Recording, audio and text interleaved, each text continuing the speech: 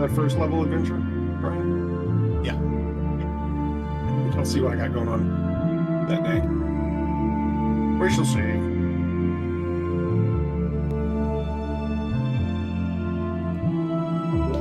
Yeah, keep some first level made and ready to run in with you. If they don't do what I think they're going to do, I will have time.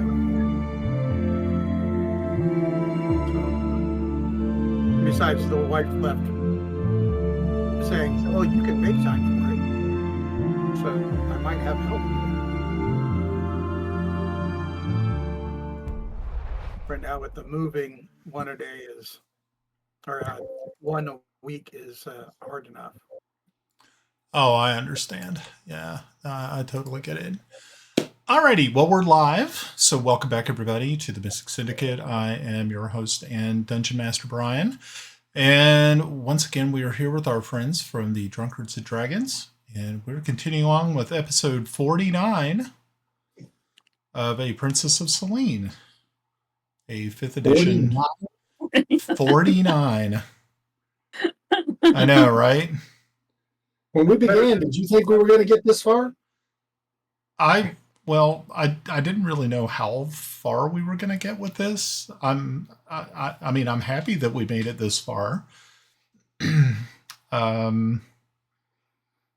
Yeah, that's probably about the best I can say about it.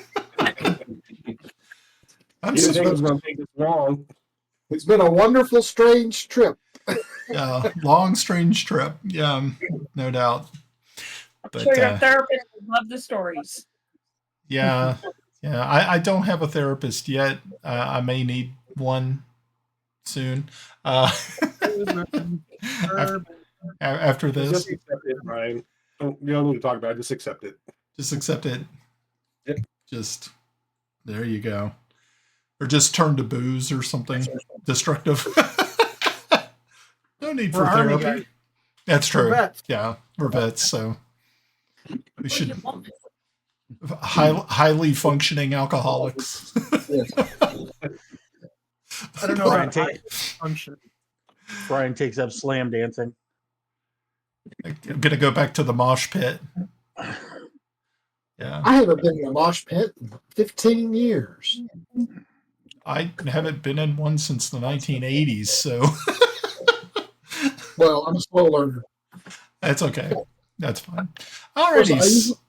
So like always, we have introductions, and we're going to start up at the top there with Melinda.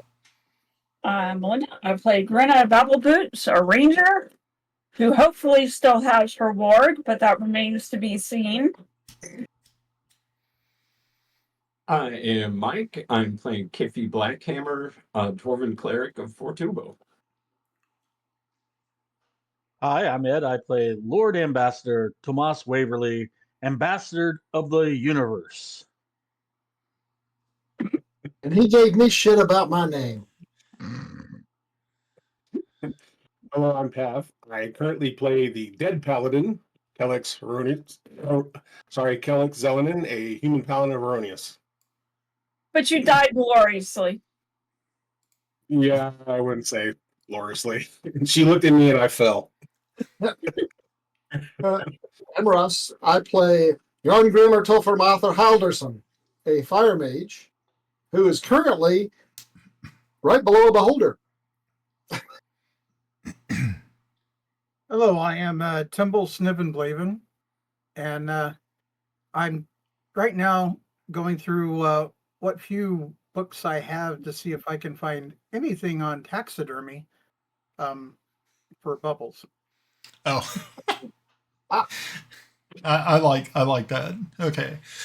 But before we get started, I'd like to, of course, and we've kind of gotten away from this over the last couple of episodes, thanking certain groups and organizations for all their wonderful work and helping us to make this stream a possibility.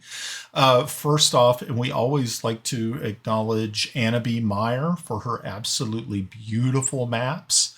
of Greyhawk. So if you have a chance, please make sure to drop by her Twitch channel. Just look for Anna B. Meyer. Also go to annabmeyer.com. You can look at her website. It has some of the most just wonderful maps. If you would like to see what she is working on currently, check out her Patreon. Throw her some coins her way, and then you will be one of the first people to get to see some of her new stuff that's coming out, which is phenomenal. So make sure to check out annabmeyer.com. Our virtual tabletop is Roll20. So if you're looking for a virtual tabletop, Roll20 is a pretty decent tabletop, especially for 5th edition. I haven't really played too many other games other than Dungeons & Dragons on Roll20, but they do have lots of other options, so make sure to give them a check out as well. That's roll20.net. And our encounter generator and character creation tool is D&D Beyond. And that's about it. I know we've been kicking around some ideas that a lot of us have been looking at Foundry. I've been taking a look at it. I think I'm about ready to pull the trigger on actually purchasing a license for it. Because there are several different options that they have over there that really excite me. So in the future, you may see us migrating over. I know that Pav is looking at possibly starting a game sometime in the future, and he's already, I believe that is true.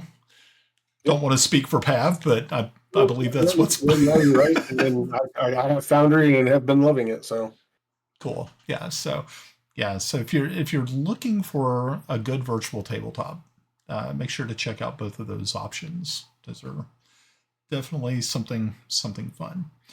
Well, the last time that we were all together, which was last week, we had you had escaped the dungeon tower in the capital city of Xife. You had been able to free Prince Val of Celene, and you had also taken with you a young woman named Sabah and a mysterious old man who you had freed. But before all of that occurred, our very brave paladin, Sir Kelex, was struck down by Adra, the drow sorceress, who was absolutely a nightmare monster. She was definitely boss level, which was pretty bad. Also, we temporarily lost Lord Tomas, who was struck down by several arrows, fell through the grate in the floor, and smashed into the cavern below.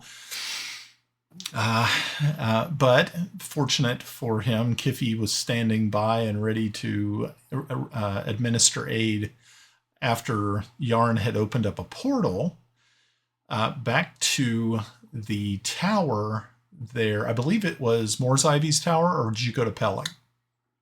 Moore's Ivy's tower. Cool. That's what I thought. Yeah. Okay. So very good.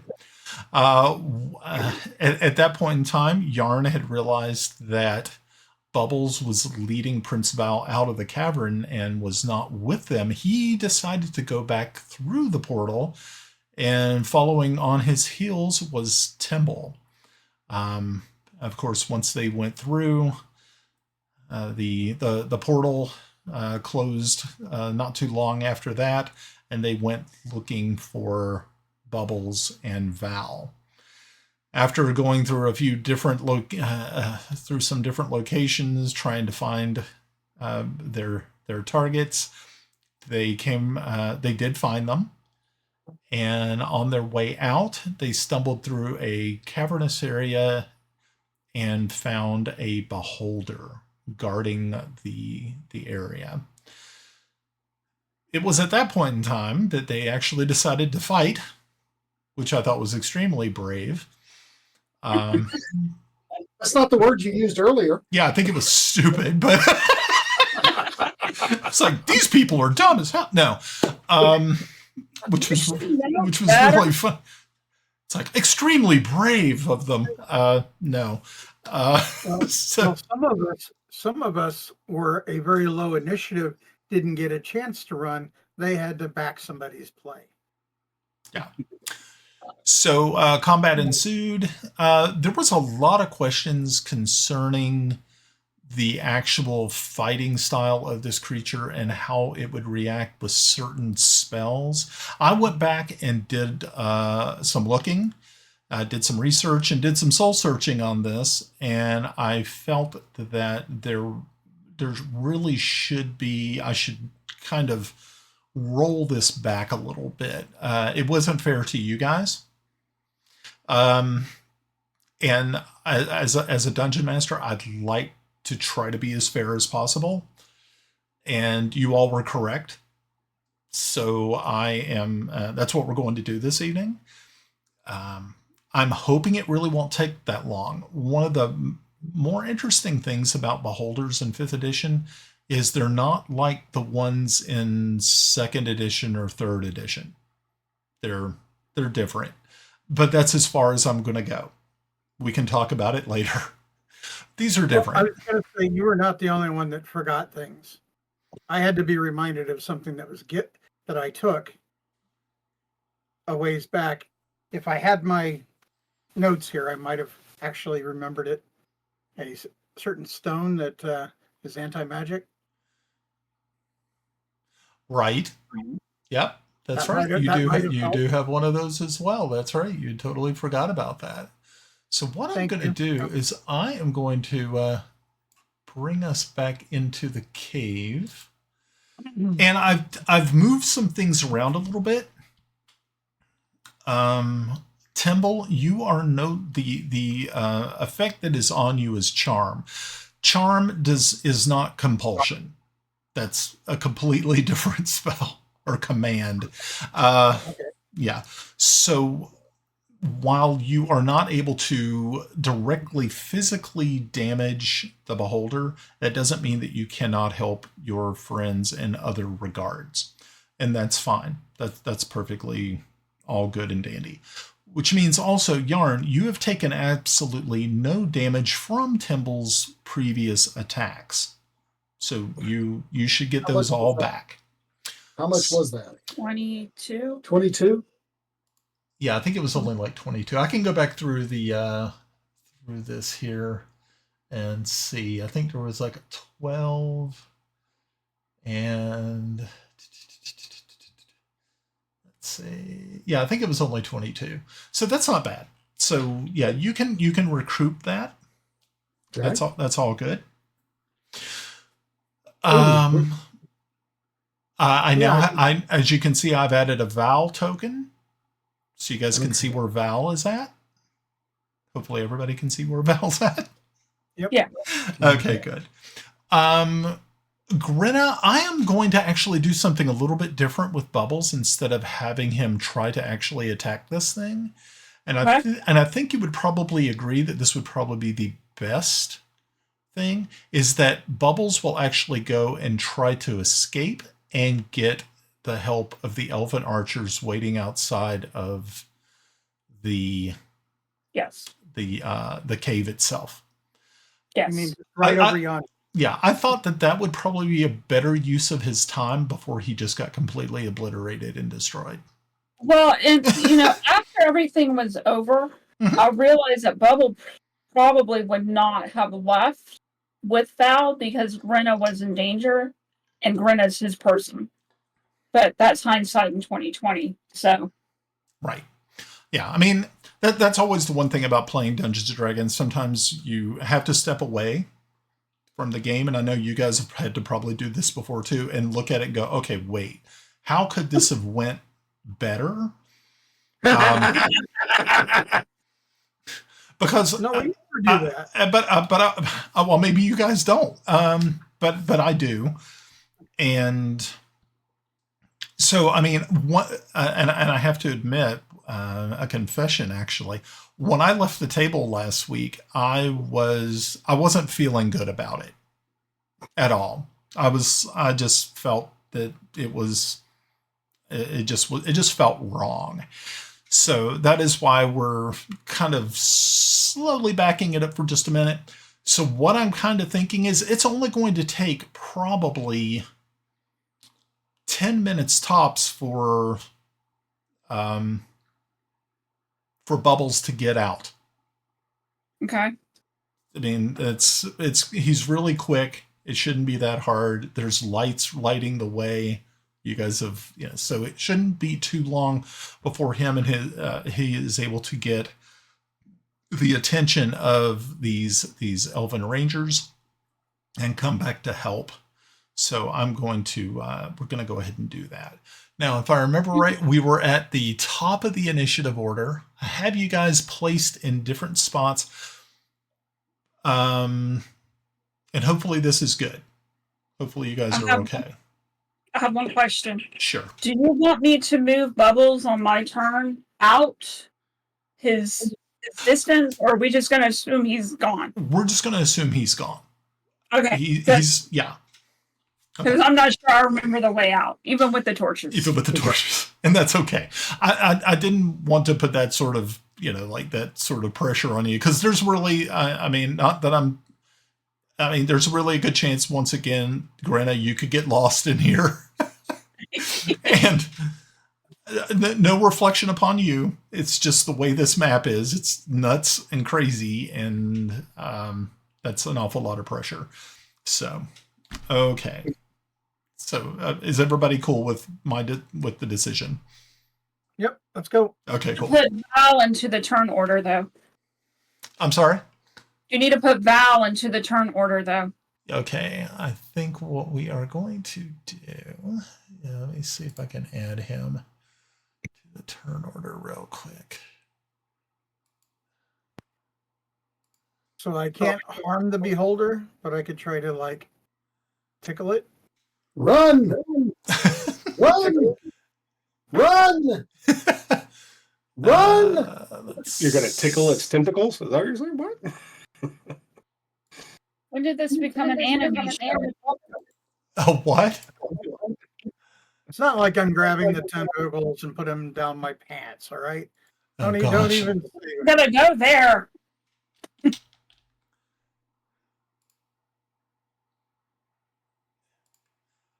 Okay, I'm actually going to just give him 17. Okay, good deal. All righty. So let me get everything in order here. Descending. Okay, very, very good. All right. So yeah, I'm going to just take Bubbles off map. So he is doing his bubble thing. Beholder is now going to try to attack Val with a bite. So he'll try to do a bite, and let's see if he is successful. Being that Val's not wearing any armor, it's going to be pretty... Oh, yeah, that'll do it. A 21 is definitely going to hit. And that is going to be a grand total of 14 points of damage. I've got to give him some actual... I think he only has... Because he's not completely healed, but he's pretty close. All right, good deal. Okay, so he tries a bite, and then he is going to do an eye stalk attack. But we got to figure out which one it is. Then we got to figure out who's the lucky recipient of you three. So let's do that first. Wait, he still can attack me while I'm not able to attack him? Oh yeah, he doesn't care. Oh, that wee bastard. Yeah, he's an asshole. Told you. All right. I'm going to grab a stock and run it down the crack of my ass. Take that. You going to floss with it? Yep, he's gonna have pink eye. He's gonna have pink eye. Pink eye. Okay, so 1 or 2 is Yarn, 3 or 4 is Timble, 5 and 6 is Val. So here we go. All right, Val is the unlucky recipient of this attack. So let's see how this works out. No, that's Timble. What? No, Val was the last 2. Oh, no, that's Yeah. right. Oh, I'm sorry, 5 and 6. Oh, sorry. Okay, so it's going to be I stock number 8. Disintegrate. Is it disintegrate? God, I hope not. 1, 2, 3. I don't know. I'm just being an asshole. 2, 3, 4.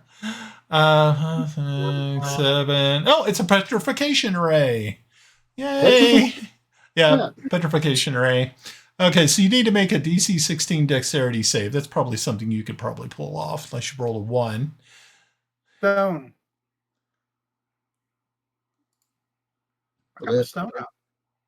So anti-magic. Oh, okay, you're Ooh. using your anti-magic? Alrighty, it has no effect on you whatsoever. I like that. That's pretty cool. Now, if I count it, How Okay. many times can you use that, Timble? It's a continuous effect. yeah, Oh, It doesn't go away, I'm going to be making a nice. which is why I'm not carrying it. yeah, it would probably be pretty unpleasant for you to have to carry it. Okay, next is Val. Val's going to step up and take a little attack. Let's see what happens.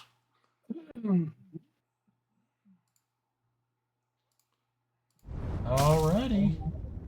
And that's a natural 1, so that's not happening today. So Give me my sword back. he is giving you your sword back.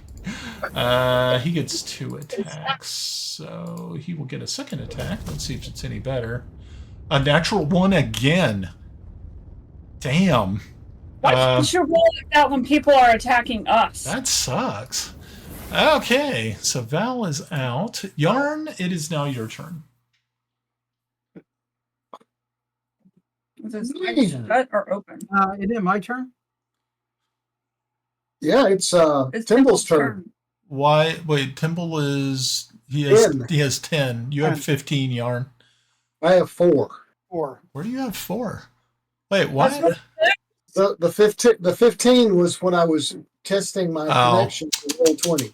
Okay, Timble, it's your turn then. Yep. Just I'm blame me on going the to weather. use Master of Tactics to help Yarn. Okay. Very good. So that's What does that do? is that the end of your turn? If you do a melee attack on him, you do it with advantage. Okay. Okay, cool. Alrighty. So it is going to use one of its legendary actions to use an eye stalk attack. Let's see who's going to be the lucky recipient of that. Okay, so it's number 4. Which is Val. 1, 2, 3, 4. No, I did the stalk first. It's a slow ray. So let's see who is going to be the unlucky recipient of it. Oh, it's Timble again, who is unaffected by it.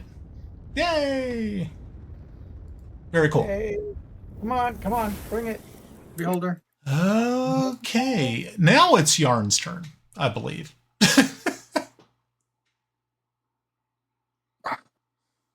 Is the eye open or closed? The eye is open. So yeah, it's a melee attack. Okay. So Yeah, you can take a 5-foot step forward and make your attack if you would like. I'd like to take a 10-foot step forward and attack from the below. Can I do that? Don't see why not. All right. Now, what kind of attack am I going to use? Or a short sword. Short sword. And then don't forget. No, because the eye, I can hit him with a lightning bolt. Because I am underneath, I am outside the cone.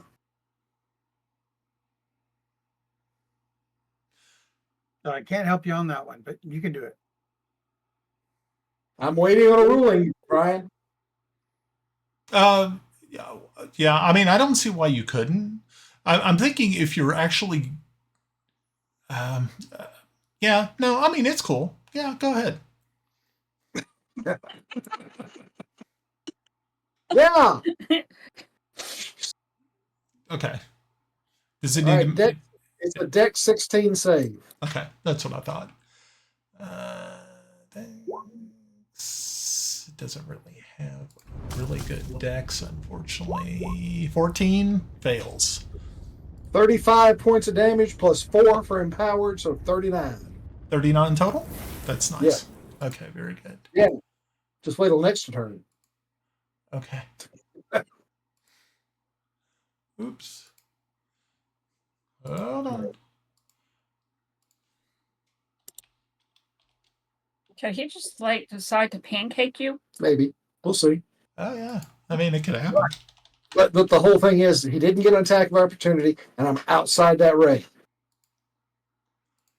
Okay. Very, very good. Is there anything else you're doing, Yarn, or is that it? That's. I'm yelling. That's about run! it. Everybody, run! Okay. So we're back up with the Beholder. Yep. It is going to make a bite attack, which is one of its primarily fun weapons. Let's see, who is it going to go for? Yes. Jeez. Okay. Well, so it swings around real quick, and 4 seems to be the magic number on that 6-sided die tonight. So let's see if it's going to actually bite Mr. Timble. I don't think it. 23. Yeah. Okay. That'll do. You're no longer charmed. And that's 20 points of damage. That's a really serious bite. I don't know where that leaves you. And I'm no longer under his influence. Right.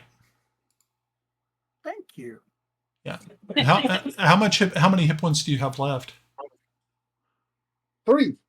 3. Shit, I was going by the one that was on there. No, I'm down. Are you down? Okay. Yeah. All right. So I was going by the hit points I had on my little marker. Okay, so Timble is now out. It's going to do an eye attack, but now it only has 2 targets to pick. Well, actually, it's going to make a 5-foot step over here so that it can see Yarn. Of opportunity. It's not actually leaving the threat zone. If it was passing beyond it, then I would say yes. But it's not. Okay, so let's see. What is this eye stalk going to do? Eye stalks number 8, which I think was the petrification ray. Yes, that's all it was. Alrighty then. Let's see. 1 through 3 is foul. 4 through 6 is Yarn. Let's see if we can get another 4, huh? Damn it! 4. It's a 4. God, that sucks. Okay, so what a petrification ray is, I need a DC 16 dex save, sir. Can I counterspell it? I don't know if it's actually a spell.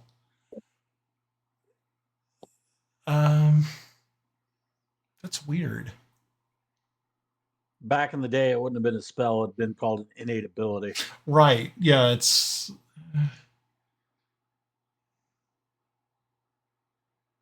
Oh, shit. That thing can actually do 1 to 3 targets within 120 feet of it. So, damn, that's harsh. Yeah, because it doesn't actually have... It doesn't use verbal components or you know what? Okay. Let's maybe we should just look it up. Can a beholder's eye stalk? And they have it here as action, so it's not like a spell. It's an action. Right. Attack. Be counterspell. Interrupt a creature in the process of casting a spell. So that would be a no. Yeah. It does not say anything about native abilities. Yeah, it says they're not spells. Yeah. I do have a question though. Is Timble's anti-magic thing, is that a radius spell or is that just him? It's just him. Is it 5 foot? Yep, 5 foot. Okay. Yeah. Because if that was the case, if it had been more, because when Yarn was under it, it would, if it had been larger than 5 feet, it would have encapsulated him too, and then it would have just fizzled out. No, it was that the thing that Timble has is just a personal. It's like, yeah. Okay, cool. So I need a DC 16 dexterity savings throw from you, sir. Damn, lucky dog. Alrighty. Let's see. Mr. P. On a success, the effect ends. On a failure, the creature is... Yeah, okay, so it actually had no effect on you whatsoever. Whoosh. That's good. I dodged that ray. You dodged the hell out of that one, because that would have been a very unpleasant... that would have been unpleasant. Okay, very good. So it is now Val's turn. Val is going to try again. Run! See if he can actually hit. Much better this time. And let's see, that is a... That hits. So that's his first attack. Let's see what his second attack will do. Let's see if we can get 2 going here. 15, 16. The second one the second one unfortunately failed, but that's okay. Remember, it's a +2 longsword. Yep, I know. Yeah. All right, Okay, so one of them hit. So that is...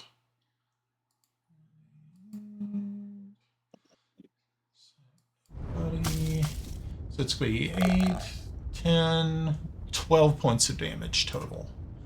Not too bad. All right, so that's good. The creature is taking more damage. Yay. Well, beholders are cowards. They should run.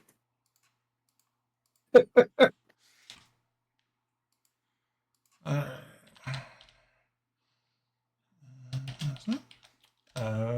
many turns is 10 minutes? 100. Oh, well, that's a lot. That's an awful lot. Okay, good deal. Alrighty, so Val is finished. Timble, you are... I need a death savings throw from you.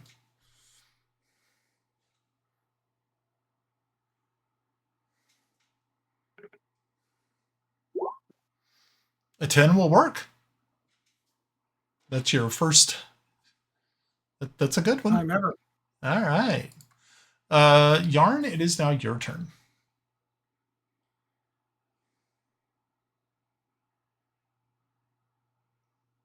Is the eye still open? No, the eye is closed.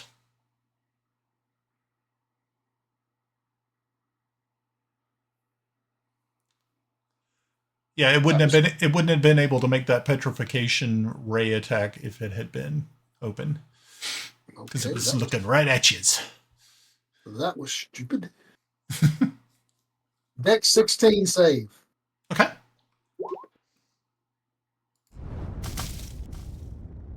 It's an 11. Ain't gonna happen. 37 points of damage. Okay. What did you use? Another lightning bolt? Yep. Awesome. Very nice. All right. You guys are chipping away at this thing pretty nicely. And you gotta say. Cool. All right. Good deal. Anything else? Run! Get out of here! Okay. I'm sort of Alrighty. almost dead. So it is obviously not enjoying your attentions there, Yarn. So it's going to try to do a bite attack against you. Okay. And it's going to miss. Good. And then it's going to do... actually, it's not going to be able to do anything at this point in time. Okay, that's cool. All right, and... Or actually, wait, hold on. The eye is still closed. That's right. So it can go ahead and do a... Oh, that kind of sucks. Oh, well, let's see if this works. Clear all. Alrighty, so who's going to be the the unlucky recipient. Okay, so 1 through 3 is Val, 4 through 6 is Yarn. Is it 4 again? No, it's a 6. Okay, so Yarn, I need you to make a DC 16 Wisdom save, please. Is that a bad thing? No. Awesome. Okay, very good. All right, you are unaffected by its charm ray. Yay! You are not as charming as you think you are. Okay. So, I'm going to do. I'm going to roll a. I'm just going to see if Val is going to take you up on your thing to run. He's going to actually try to scoop up Timble and run with him. Good idea. So that is what he's going to do. But let's see if he actually does this. So we're going to do a wisdom check on him. And let's see. So if he fails the wisdom check. Yeah, he's going to fight. Yeah. He did not see the wisdom in your. So he's actually going to take a step up. I'm going to take Val out behind the barn. And first attack will definitely hit. Next attack is a fail. Okay, so we have. Let's see how much damage this is going to do. Okay, so 11 more points of damage on the creature. Is it not dead yet? Nope. I'll have to fix that. Yeah, I mean they're kind of chunky. It's looking terrible though.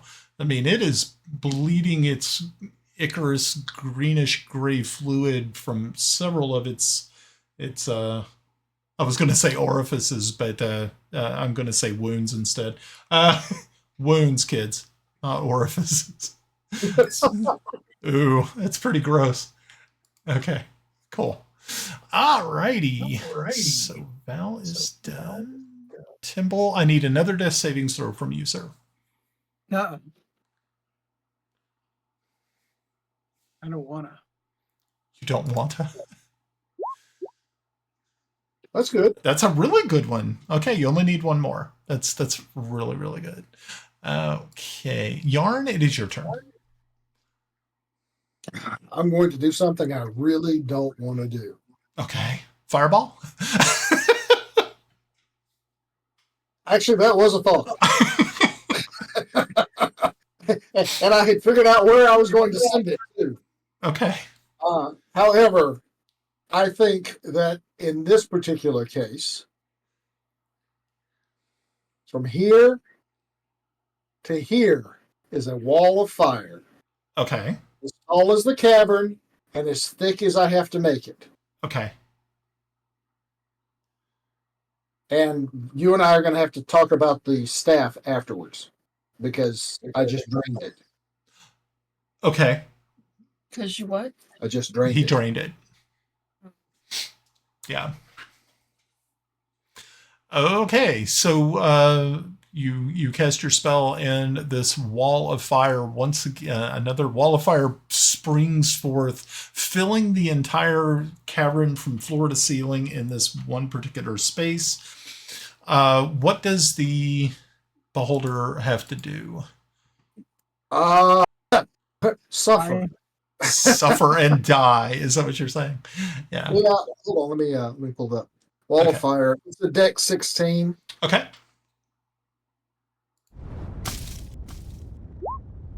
And a 6. So it is not going to pass. How much damage does that take? 30 plus. Yeah, 30. Because it's not a spell, so it doesn't get the bonus. Okay. 30 plus 1.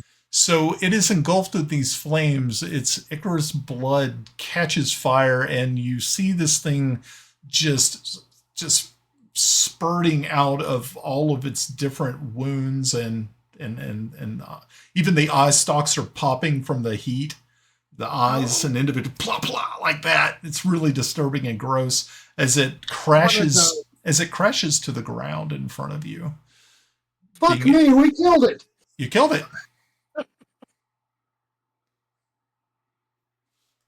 Okay, Val, let's go. Pick up Timble. Follow our way out of here. Alrighty. So yeah, you all start to make your way down these caverns, following these light stones that you have left.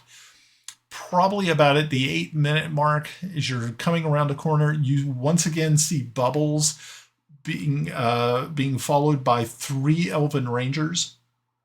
They immediately come to you. One of them takes a healing potion and administers it to Timble. Timble, you now have 12 hit points. You should be up. You should be mobile. Yep. And why is it that no one actually checks the thief's pockets? Because I had one in my pocket. I'm sorry, I was unasking the AO. Val could have done that, but as you were dead. The AO, you could have done that. You were could have been dead. running, no one carrying me. Okay, I got sticky fingers. So maybe they wasted theirs. Shut up and let's move. So yeah, maybe they were respecting your privacy. I don't know. Normal people don't go through other people's pockets. Yeah, I don't know about you, but anytime I ever find somebody laying dead on the ground, I don't go through their shit usually. They know me. They know me. Okay. So which is why we wouldn't go through your pockets. We know what you might have in there. Yeah, I mean, you probably have some pretty creepy shit in there, Sus. That's not false. Finger. Okay. So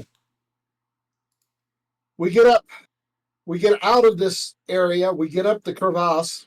Yes. I asked the scouts, look, I'm about to make a portal to Evestat. I'm taking Val. I'm taking Timble. If y'all would like to come with the Griffins, and you are welcome to. And Bubbles. Bubbles is coming as well. If y'all would like to retreat to Evestat with the Griffins, you are welcome to. Otherwise, have a nice day.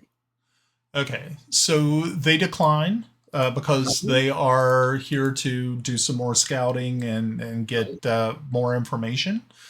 Of course, Val knows this because this is actually, he's in charge of these gentlemen.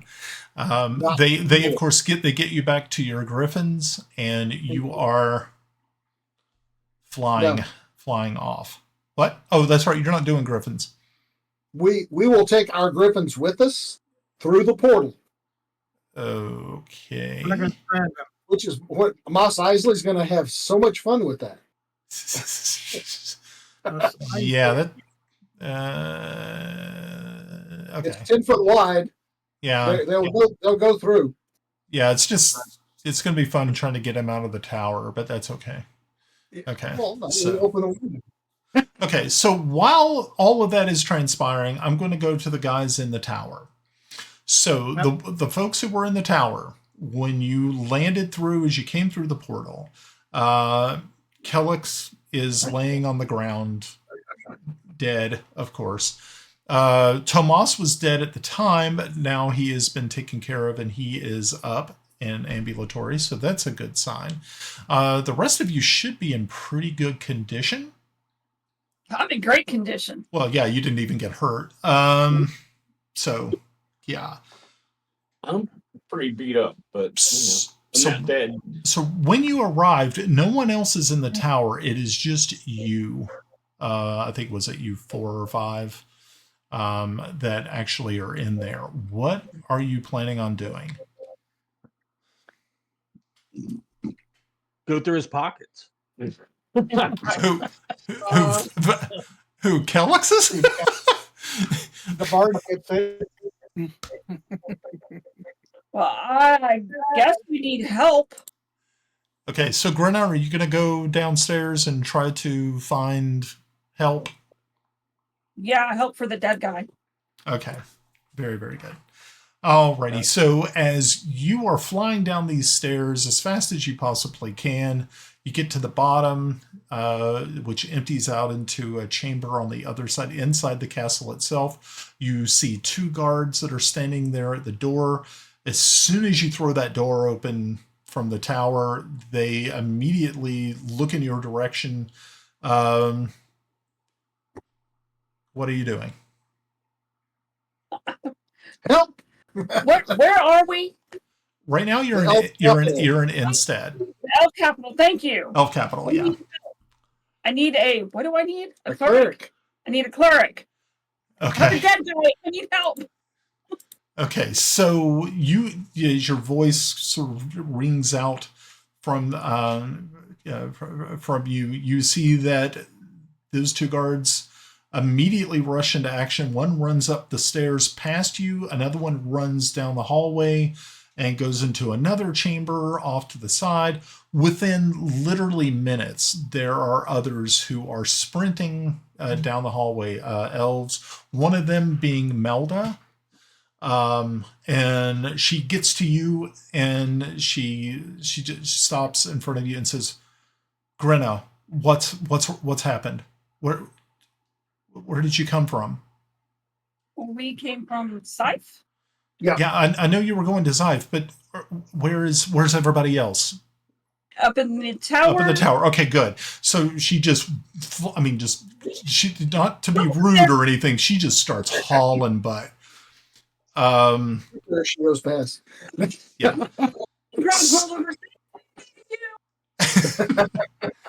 You won't like what's up there. Stay here. She doesn't listen, and as she makes her way, like I said, right now there are easily 4 guards up there. Melda is there. This is going to be hilarious. The Sabah and the old man are sort of off to the side, just kind of watching everything as they are. They are right there kind of working on Kelex, trying to see, doing some triage here on him. Melda walks in, immediately sees Kelex laying on the ground and just crumples, knowing that, he is pale. Just the pallor of death is upon him. She didn't listen. So should be setting in soon. Yeah. No, whatever the hell I am. So Moore's Ivy walks up to you, Grenna, and says, I guess everyone's in the tower. He kind of looks you over real quick and says, looks like you're okay. I'm great. Good. Okay. Thank you so much. If you can, see if you can get the queen. And he starts to make his way up the stairs. Now remember, he can't move as fast as you guys can. He's like over 1,000 years old, so he's making it up the stairs as best he can. You know where the queen is located? Most likely she's going to be either in the throne room, My little legs are going to go. Okay. So Morris Ivy arrives, takes stock of the situation. He looks over at you, Kiffi, and he says, Master Kiffi, do you have anything that you can use? No, not right now, but tomorrow we'll be fine. He says, do you happen to have a gem that you'd be able to, and I know that usually requires a very pricey gem. Do you have one? No. We're paupers. Yep. Time out. We were told never to worry about material components. But with this one, this is really important. Okay. No, but we know a dragon that can get one. All right. Okay. It's not like it's super expensive.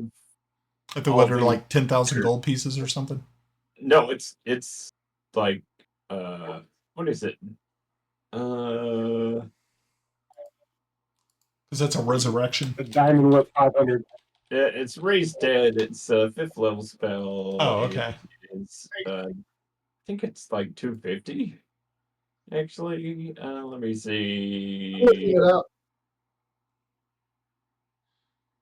It's 5. Okay. 5. Okay. So, yeah, he says, well, then that's fine too. So what I'll do is I'll see if I have one. I don't think I do. A lot of these gems, though, unfortunately, have gone to the front. So I don't know how many we have here. We may have none. If that's the case, then we need to do something. We need to do you happen to have General Repose ready? Have anything that can slow the process here? I was actually looking. I thought I had it prepared, but I don't see it on my list. He said there may be a priest in town. Maybe that'll have it. We'll find someone. And he starts to. He stands up very quickly. He utters a few magical words, and then he disappears. I do have it prepared. Oh, that's wonderful. Okay, so you're going to cast General Repose on Kelex? Yeah. Okay, cool. So you've been reposed.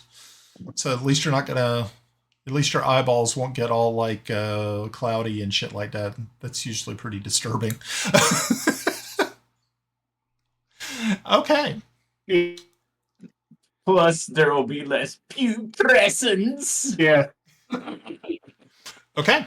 So... And just to let you know, you guys are... there must be have some network issues because you guys are getting real delayed here. Oh, really? I think it was on you, Bob. You phased out. Yeah. Yeah, you're like in the middle of telling us something. That's what happens when you die. Oh yeah, it's a temporal thing. Space and time is really effed up when you die in D&D. Okay, so all of that is going on. It's getting really, really crazy. Probably you're looking at probably about 10, 15 minutes when all of a sudden a portal opens up in the room and out comes Timble, Yarn, and Val. Of course, everybody immediately who, any of the guards, they immediately kind of drop what they're doing and, realizing that there's not really much they can do right now, and greet the prince. Melda runs over to him, and she's completely inconsolable at this point in time. And it looks pretty dire. So right now people are starting to move away. You hear a couple of the guards ask, "Where do we need to take Lord Kelex somewhere?" Get Lord Kelex out of here. Clear the room. Okay. So these Val walks over with the other guards, and they pick him up and start to move him down the staircase. Probably about the time that the door opens up behind you, Grenna. Well, you went to go find the queen. You did find the queen. You let her know what was happening. She is right now following you back to the tower. As you all are getting close to that door just flies open, and you see these soldiers carrying Kelex's lifeless body out of the tower there. The queen comes to a stop and just looks down at Kelex. Following close behind is Melda, and she looks over at Val and says, "Oh my gosh, it's so good that you're back. What happened? What?" And so he starts to, as everybody is walking Kelex down to a room to place him on a more comfortable surface, he tells the story of his capture, the heroic actions taken by you, the adventurers, and how Kelex was struck down by this drow sorceress named Adra. It's the way he makes it sound is it's just completely the heroics are insane. He is completely So who is left up there in the tower with you? Is it just you? Just we're trying to get the griffins through. Okay, right. So you're trying to get the griffins through. So everybody is now either down in the hallway or making their way out of the tower, following Kelex. That includes pretty much everybody except for you, Yarn, as you are pulling these. Is Timble staying? Okay. Yeah. So as you guys are getting these creatures through, Isn't it just three that we're bringing? I'm sorry? We're bringing 3 of them through? Yes. Well, no, how many did we have? We had 6. You had 6. Oh, so we're bringing everyone else. We're sending them out the window as we bring them through. Well, hopefully he's got a sliding door to a nice big deck outside. Well, I'm almost kind of thinking, and we may have to go back and check this. And earlier, was he the one who had the monorail / telescope that he had been using? Yes. It? Okay, so he actually has a section of his tower that he can move away, sort of like an observatory. So you were able to easily get the griffins out of the tower. Okay. By this pulley system that he has that actually opens up the tower. Them down the stairs. Yeah, it would have been impossible to get them down the stairs. No, put them in the bag of holding, carry them out, and let them go. Throw them in the bag of holding. Well, that's where blindfolds come in. Yeah. True. But you don't have to. But you don't have to worry about that. Everybody they are able to. I was just thinking, said, is this the tower that has the telescope? And yes. And it was the tower that had the telescope. I'm like going, yay. Yeah. The one that Toby had. Yeah. So when I was telling the queen everything, I let her know about the 2 people we brought back. Uh-huh. So, the daughter of the ruler of Scythe, so she could be an honored guest. Okay. And then the old guy, which I have no idea who he is. So the situation with the princess with Sabah is that she's going to actually be placed under arrest. Well, I'm sure, but guest is a nice way of saying. Yeah, protective custody. I know what you're talking about. Yeah, so so she's going to be under guard the entire time. Yeah. The old man though is still kind of a mystery. You're not really too sure what his whole deal is. Can I not talk to him? Yeah, I mean you can speak in Backloonish. Yeah. So do I know his name? Do I know how he got there? Is he communicative? Is he silent? He doesn't really say a lot, but what he does tell you that his name is Hasif. Gesundheit. Yeah, Hasif. He, like I said, he's dressed terribly. He looks very disheveled. He seems like he's in much better health after you guys. You all did heal him and help him out a little bit. But he does tell you one thing, and he says,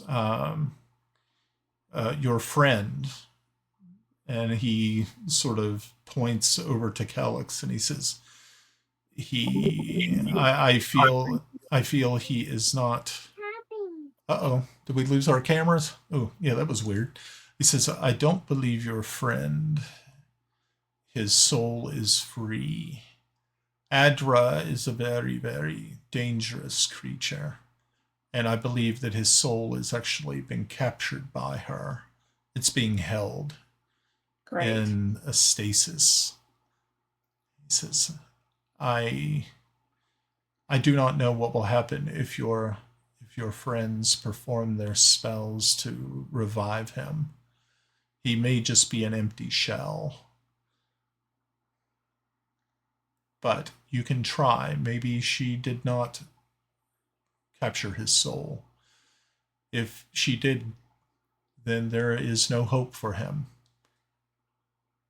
Well, It's we're full of hard. hope here. But he says, but I have seen your heroism in the way that you do things. And his bravery was that even maybe I could help him. But first, you should try to see if it is just a simple death instead of a complicated one. A complicated one, yeah, pretty much. Okay, so Yarn, it takes you guys about a good 3 to 5 minutes to get rid of all the griffins, and close the observatory back up. So that's kind of cool. You and Timble end up going downstairs. You can see that there are other people here now. There are actually there's the guards have went back to their posts, but you can see that there are elven nobility who were staying at the castle are now sort of peering around through the door to see as you get down to this one room. You can see it's sort of like a lounge is there. This is probably like a study for the queen, and they have Kelex laid out on this lounge there. Melda is bent, is kneeling next to him, his cold hands clasped in hers. You can see Sabah is no longer there. She's actually been taken away. The old man, though, is still standing there next to Grenna talking with her in a language you do not understand. Time of day is it? Okay, you guys arrived in Zyph. I think it was like a little bit after midnight, if I remember right. Okay, so you got to think. So Celene is like 8 hours ahead. So it's morning. It's going to be very early morning there in, yeah, because you guys were only in Zyph for maybe an hour. I mean, after getting lost in the catacombs there for a little bit, and the fight didn't take all that long. We were never lost. We knew exactly where we were. We were in Zyph. We were giving you entertainment value.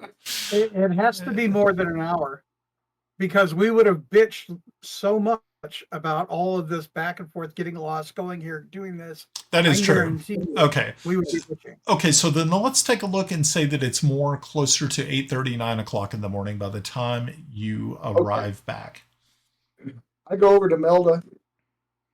I put my hand on hers and I say, "Don't worry, we'll get him back." Now, I need a sandwich and a nap. A sandwich and a what? A nap. And a nap. Preferably in that order. Yeah. Okay. Okay. Is the queen still present? The queen is present. Morzide is here. Shira has been summoned. And it looks like I said, it probably takes Shira about 5 minutes to actually make it to you. She kind of brushes into the room, immediately walks over, kneels on the other side of this lounge, and places her hand on Kelex's head. And you hear her chanting in this a language you're not sure there are certain things about it that you understand, but then it's definitely a magical language, but you're thinking it definitely is of a druidic tongue.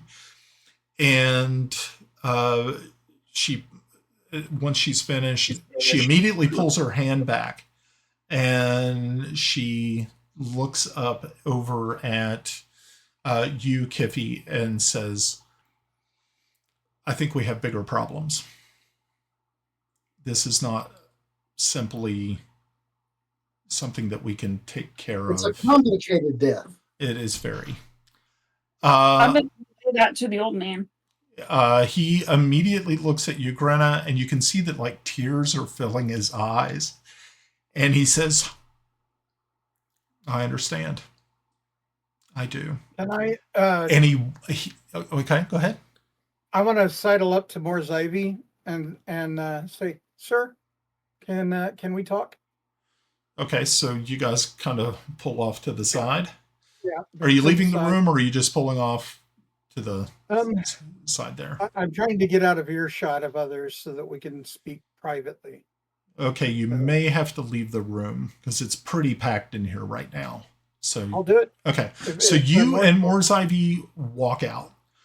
Grenna, you watch this old man walk over. Everybody else is kind of just watching. Yes, Tomas? I actually made a perception check of a 21. Okay. I'm trying to watch the old man. Okay. I've already seen we've been treading with gods and things like that. I'm not putting that out of the. So Right. I get it. I can't understand him, but I'm watching what's going on too. So I'm gonna Okay. do a sense motive or Okay. whatever it is. You can see as he walks closer and closer to Kelex that there are literal, I mean, tears are streaming down his face, into his beard, as he stands on the other side of Shira. Shira stands up briefly, looks at him. You kind of think that she recognizes him. There's something about she steps back as he takes the place where she was at. He reaches over and places his hand on Kelex's chest, and he starts to say, chant in Backlunish. And as he's going forward, you start to see that there is some sort of creature, or it's an apparition, is forming on the other side of Melda, on the opposite side. And within just mere seconds, what appears on the other side is a djinn, a genie. And they briefly speak in Backlunish. Grenna, you're listening to this, and you as the conversation between this old man and this genie is progressing, you realize what he is asking. He is using his final wish. Oh, wow. And the only problem is this person has, from what you've gathered, has made a pact with this genie. And once this wish is fulfilled, the old man will die. And there is no returning for him. And so he makes the wish. And as he does, the genie says, "So it shall be." And the genie disappears. All of a sudden, Kelex, he heaves forward with air filling his lungs, and the old man falls and dies on the floor next to the lounge. Did we get a name? Huh? Did we get the guy's name? Yeah, Hassan, That's a, yeah. Yeah, Husef. who's Yeah. that? Immediately, Shira kneels down, kind of scooping the old man up, and she, you can see she's clearing the hair away from his eyes, and of course they're staring up, and they're his irises are like that of amber. An amber colored. And she says, you could just see she's holding everything back. And she looks over at Melda and says, I knew him. And she, yeah. So Kelex, you now have 1 hit point. You were laying on this very nice lounge, surrounded by Melda, Shira, all of your friends except for Timble. Moore's Ivy is missing. So Timble and Moore's Ivy, what's going on with you, Timble? Speaking to him, I'm like, this needs to take some care, but we need to take a look at well, all of us. I don't trust what happened. And I explained the flow of the battle and who we were facing and how really easily she dealt with us. That I think she's there's more going on here. Yeah. And we need to look and make sure everyone's correct. The daughter, I don't know her name. Sabah. Sabat. Yeah. We don't know anything about her. The old man, nothing. So we should be at least concerned and watching this for anything that's untoward. I mean, it's wasn't hard for the queen's daughter to become enthralled. I just worry that we went into the heart of darkness. I mean, we went down into the depths of that dungeon, and it was rough. He says, I mean, when we came out and we fought a beholder. What the hell? Pulled the beholder. And I mean, that's there's some deep, ugly stuff there, and I really, really, really want to be washed clean if there's anything of that. That's bad juju there. he says, you can see that when you mention the drow sorceress, you can see that there's no name recognition or anything like that, but you do. He does seem quite concerned. He says it's a miracle that you made it back. It is. She killed him with a word. Yes, that's enough. She is obviously one of the more dangerous creatures that walk this planet. It was a miracle that you all made it out alive. I'm sure that you all had done some damage to her, but as you can see, she can kill with a word. Thank goodness that she was only able to do it once. But she has so many other tricks up her sleeve that are also just as deadly. Well, I tell you, the moment I get free of whatever circle of stuff is going to be happening now, I'm taking everything off of me. I'm taking a bath. I am washing myself, and I'm washing my gear. I don't know if she stuck something in there. Anything could have happened at any time. And I'm checking everything. Said Yarn and I will probably have to go before the council at the Crystal Citadel to talk about this. This is something that the council needs to know about. Cool. I'm up for a turkey sandwich. So might not be a bad thing. Maybe a little comfort food will do you some good. And he says, maybe. He says, thank you so much for returning the prince. I think that alone is going to be a considerable feather in your cap. He's a good friend. I mean, it's more than that with us. I mean, well, I think right now we probably should try to find some way of being able to fix Lord Kelex. Better check with Hilda first. I'm sure she's been wanting fixed. So, do you all return to the room? Okay. So when you walk in, you immediately see that Kelex is setting up on the lounge. He is alive. But you also see that there is a level of sadness here that is quite disturbing.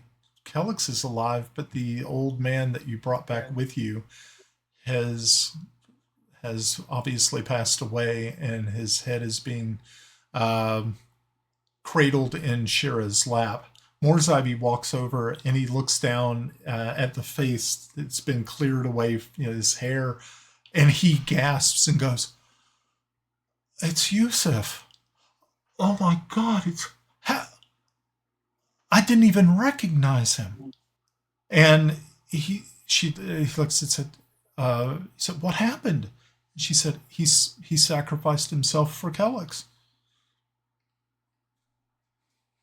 So obviously Kelex, obviously he's not going to know his surroundings, right? He just woke up. So Kelex, what you were experiencing before was that you realized something was wrong. You definitely had an out-of-body experience, but where you were not walking in gentle fields of golden wheat with the sun shining on your face. I have to rewrite my story now. Yeah, it was actually a place of darkness and cold. And it was as far away from Heironious that you could possibly ever think or could imagine. You felt as though you had been forsaken. Everything was just cold and dark, and hope had fled from you until your eyes fluttered open and saw Melda and the others. You had actually felt that you were in a pit of despair, so much so that it still is worrying you now. It wasn't like a dream; it was an experience. And so obviously I wake up with a gasp and feeling like that. Even now, tears are running down my face. Yeah. And I just look around trying to take everything in, wondering if this is just a dream, before it's going to be snatched away. And Welcome back. Where am I? Does your tobacco taste different lately?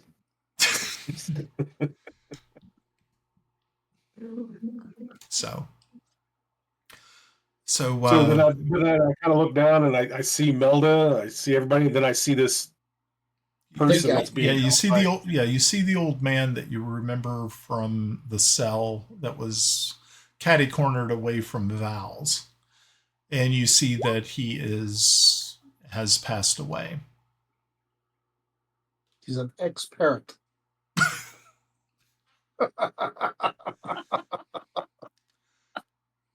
What happened? You died. But you came back. Let me explain. No, That's too much. It is too much. Let me sum up. You was dead. Now you're not dead. I hold up his death orders like in Starship Troopers, then run over and kiss him like Dizzy did. I'm tying a cloak around your waist. Well, he came back with his armor. Oh, I'm still. Yep. But you die, you lose control of your. He's a wee bit stinky. Oh, sold your armor. Who am I to point that out?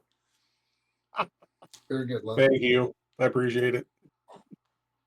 Okay. So obviously, Kelex gets the gist, and everyone. Well, Okay. John obviously tells him what happened, and he understands what this person has done for him. So that's something for Kelex to think about. No one's in danger of dying. No. Everybody has some hit points. Yes. Okay. I'm going to my quarters. I'm going to take a nap for 8 hours. Okay. So the rest of you have obviously been through a lot. The ordeal was quite taxing. I'd look at it like this: if you had, even though it has only been a certain amount of time, usually it would have been normal for you, just because of the stress and everything. You all are on the edge of exhaustion. Kelex, you, even though have not been in your body, just what you've been through has been very taxing and upon you. So yeah, everyone is ushered to beds, tucked in. People are, the Melda is there, the Queen is there, Asenath shows up to help everybody. You see that Moore's Ivy and Shira have gotten some of the soldiers and are carrying the body of Yusuf out of the room, and you can see that they are. You can tell, not even with an inside check, you can see that these two people obviously knew him, and he was important to them, but you're not sure why. And right now, they're not really in any way, shape, form to ask them any real questions, as they have him taken from the grounds. Can we follow? Yeah, I mean, I guess you can, if you would like. Like I said, you're on the edge of exhaustion, so you may or may not. You were dead just a little while ago. That's right. Yeah, you were too. Yeah, you were also dead. Understood, but if somebody's being laid to rest, he deserves that fallen honor. Good try. Nay, moose breath. Guys, just so you know, I had 3 spell slots left. Oh, Lord. How many luck spots? None.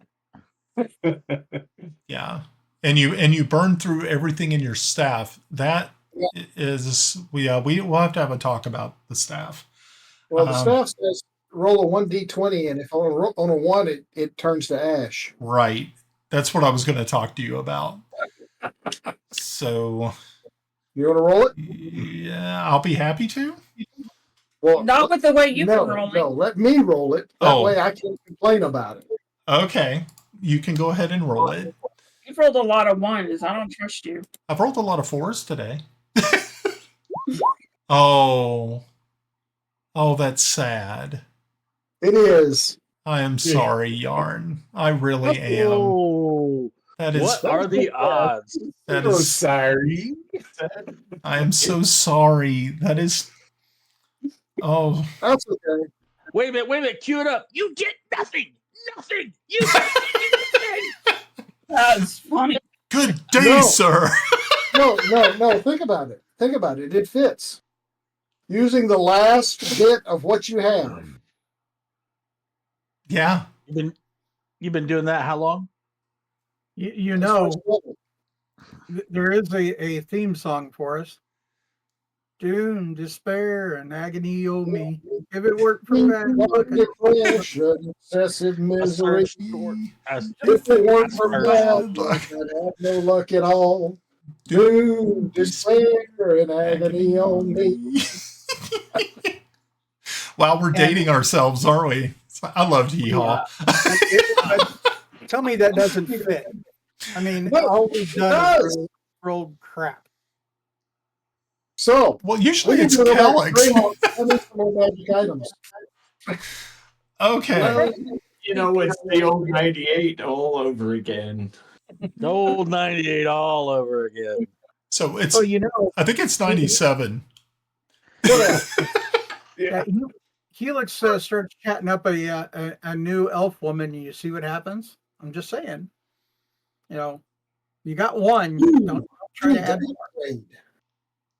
I need to upgrade from a staff of fire to a staff of power.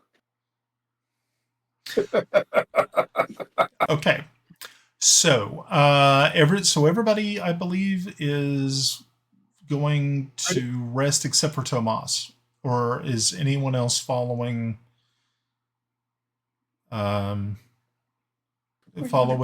Shira and Moore's Ivy and their guard, the guards who are bearing the Are they gonna take him the straight to deceased burial, or is he Yusuf. gonna clean him and all that stuff? I don't know. Fuck it. I'm sleeping. Okay, so I'll go with him. I should have my nose I in it. know but health points please, missing. please. And I'm the one who talked to him, so yeah, I'll go. okay. Yeah, that makes more sense.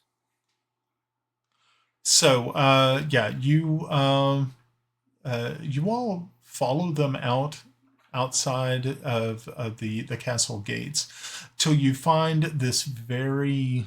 It looks almost kind of like it's like a little temple or something. It looks like it has not been cared for in a very, very long time. It is not made of wood. It is actually made of stone. And you see as Morzivy walks up to it, he just moves his hand like this and the door automatically, it's a heavy stone slab just slides out of the way. And he claps his hands, and as he does so, torches inside light up. It's not what you would consider a mausoleum. It looks like a place where someone would lay the dead if they were going to be like lying in state. In just a few minutes, you see that Shira is casting magics, and the stones are being scoured clean by vines, and beautiful flowers are popping up throughout this entire facility as the guards lay Yusuf on this stone slab. No one really is paying any attention to you, Grenna or Tomas. They're just kind of working around you. Like I said, Morzivy, but between Morzivy and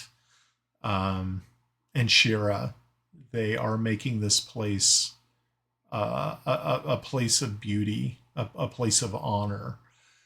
And you can see that they're now standing on either side as they're looking down, and they're talking to each other in Elvish. So what are they saying? They're because I don't think. But I do. Yeah, you do. So they're talking, and they're talking about a place that you're not familiar with. It's something, a place that they had been to, all three of them.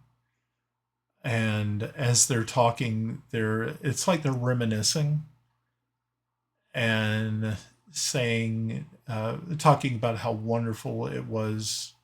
They're, like I said, it's just mostly reminiscing about what they had done together. So you're kind of thinking at one point in time, Shira and Aldor Morzivy and this Yusuf person must have adventured together, or they were a part of a group. And then after a while, they fall silent. As you can see, these beautiful vines are sort of crisscrossing this stone. It doesn't cover the body or anything, but you can see Morzivy once again casts another spell, and as he does so, the rags that are clothing Yusuf are transformed into a beautiful robe, and it is you can see now his face is where there was this long scraggly beard and stuff. He is now looks as though he is clean shaven, and he looks at peace. And they just stand there in vigil for some time.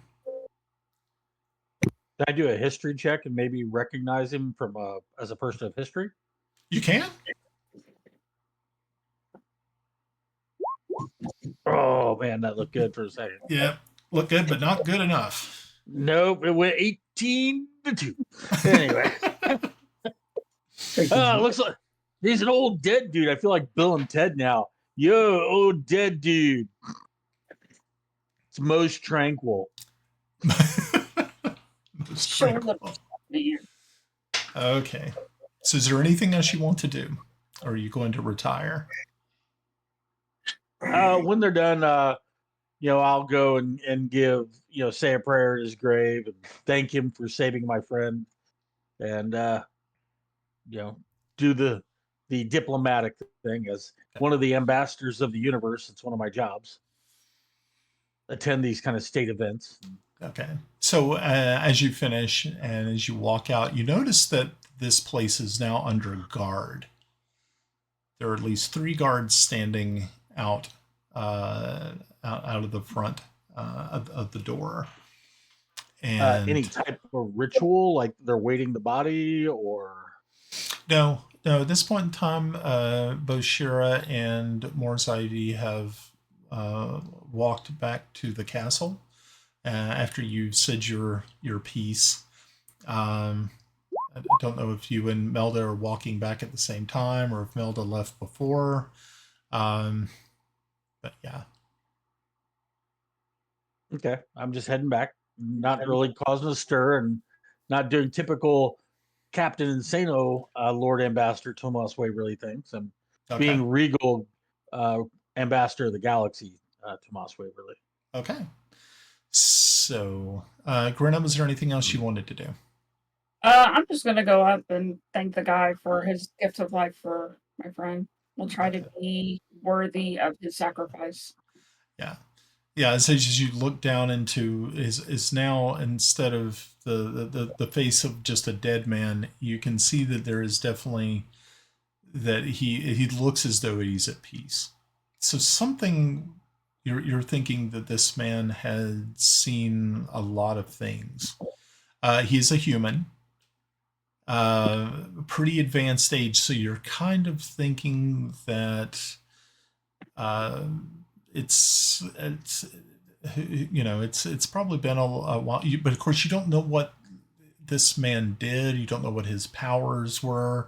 Obviously, if he was able to make pacts with jinns and things of that nature, he probably had some secret knowledge, but you're not really too sure.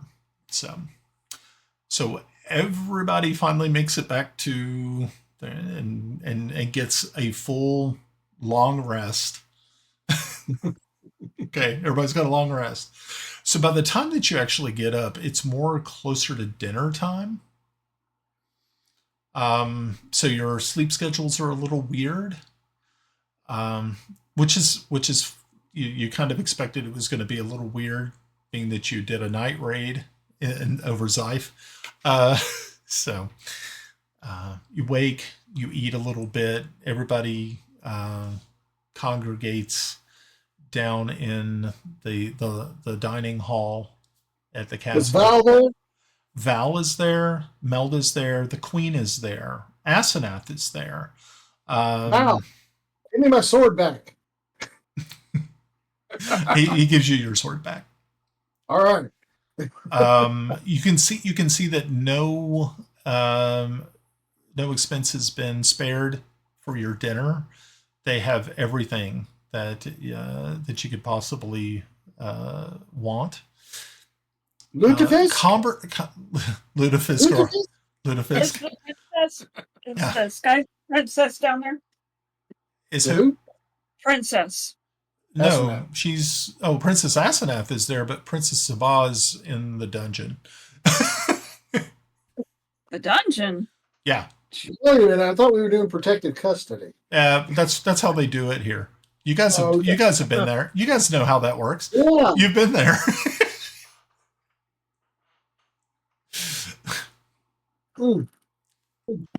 So do we level up now? Oh, would you So like? Kelex is very somber. Would- But he still would like to eat something. Yeah. Oh, sorry. Go ahead. Yeah. So the rest of you kind of notice that also. Kelex seems to be extremely quiet, very contemplative and reflective of something. It's not like him. Each of you realize that there is something that has changed. Something has darkened his usually Piece of paper. his usual good humor and Sure. his optimistic outlook has been clouded. Melda is sitting right next. Yeah, Melda is sitting right next to you, Kelex. Yeah. Yep. Now I do look over to Shira, and because I've been told what happened to her friend. Yes. What's I'm sure Melda's told me. And I do look over to Shira and said,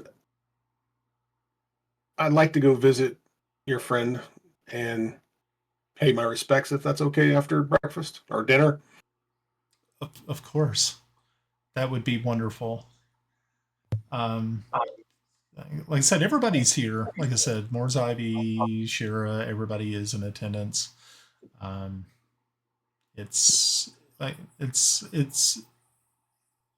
You can definitely feel that there is a lot of happiness and joy, being that Val has been returned. But even Val seems to be a little. He also seems to be a little down. Not like Kelex, where Kelex is very, very deep in his own thoughts. But Val seems to be a little not himself either.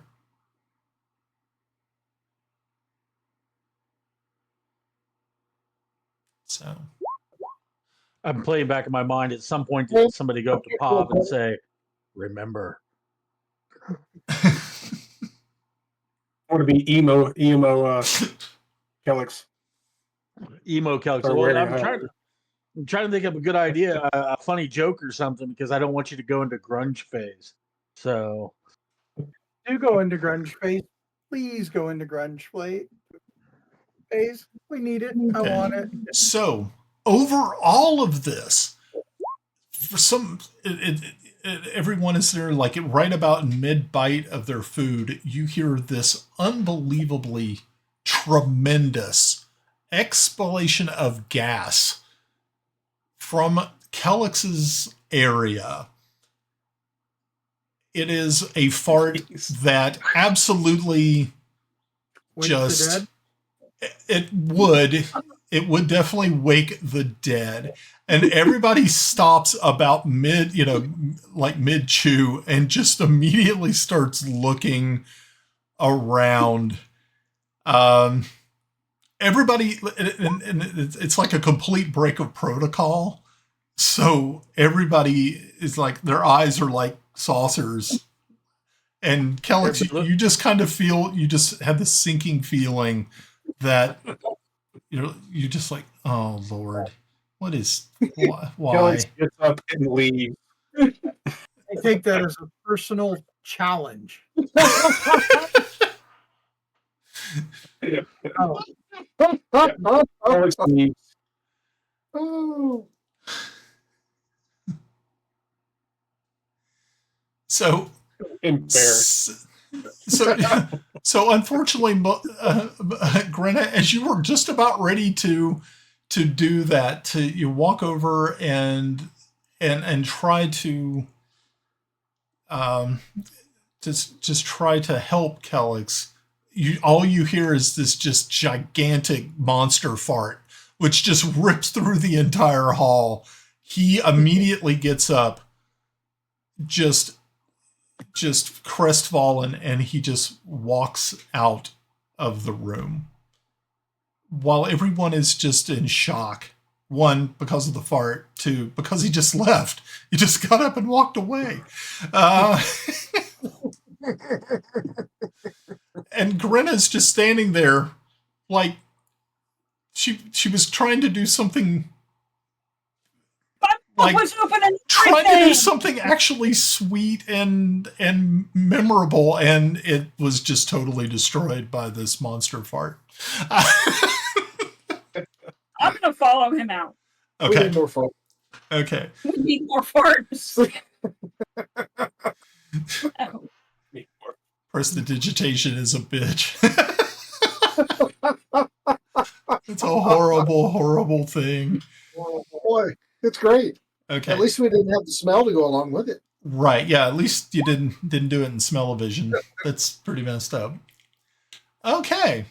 So, Kelex, you make it into the hallway. So was that our bard that happened to? You're not sure how it happened. No, that's not a character question. You just know that it did not actually emanate from your bodily orifices, but it did sound like it came from you. So you're just it just adds to this level of despair that you're feeling.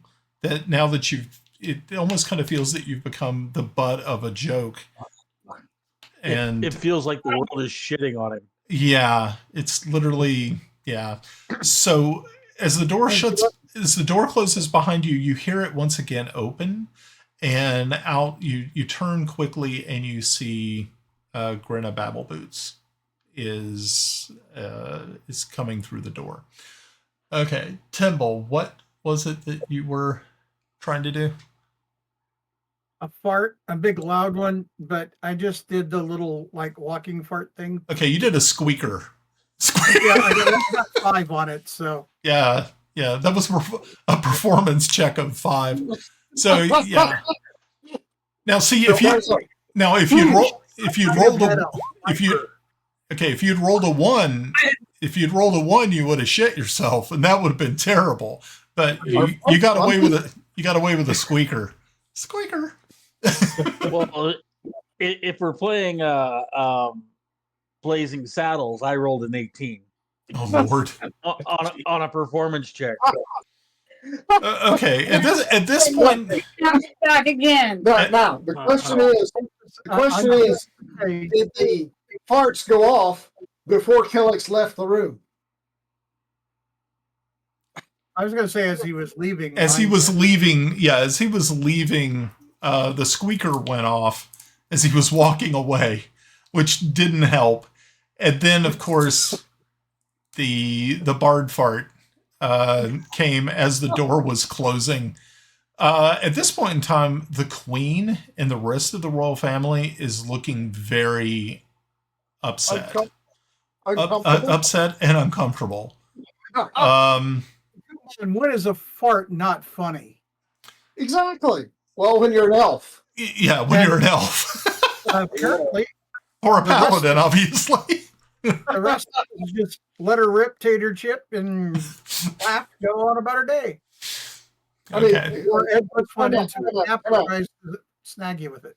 Time out. I'm 59 years old. Yes. Y'all are within 10 years of that. And we're all sitting here laughing about fart jokes. Yeah. It's true. Farts are funny. Farts are funny. But see, we're not 2,000 years old. I mean, think how many farts they should have laughed at in that time. Shows that fucking elves are uprighteous, pretentious cunts. They can't fart because of the stick up their ass. I was waiting for the dwarf fart. We never got that. Yeah. Dwarf fart. Lord Ambassador Waverly bows to the Queen and says, "Your pardon, your grace. If you'd lived through what we've been through the past few days, unfortunately, the food is not mending well with our stomachs. I apologize." She just looks at you all and is like, I understand. Said, well, Do you really? It's a human thing. yeah, you can see that she really doesn't really understand, and that like it was a pretty weird thing to have happen. So Grenna and Kelex, you guys are now in the hallway outside of this room. What is going on? I think I saw. Are you okay? He takes a moment. I guess at some point I will have to be. But I just, so at this point, I need some time alone. I know what it's like to be Thank lost. I know what it's like to be lost, and then I turn and leave. Okay. So, yeah, Kelex, you walk away. Thank you, Captain. Grenna, as you open the door and step back in, Melda, you kind of meet Melda as she's reaching for the doorknob. And she says, "Is he okay?" He has to work it out for himself. Okay. I just go sit down. You can see she lingers by the door thinking for a moment, but then she thinks better of it and she sets back down. So. Well, Oh my God, a woman who didn't just hammer it over and over and over until we're over what we were doing, and now we're sitting on what you were doing and pecking at us and henpecking and over. That's a good woman. He's a lucky man. Tomas, I missed all of that. Tomas, grab a bottle, follow me. And I go out the door. Okay. I'm chasing Kelex down. Okay. The humans are getting together to drink.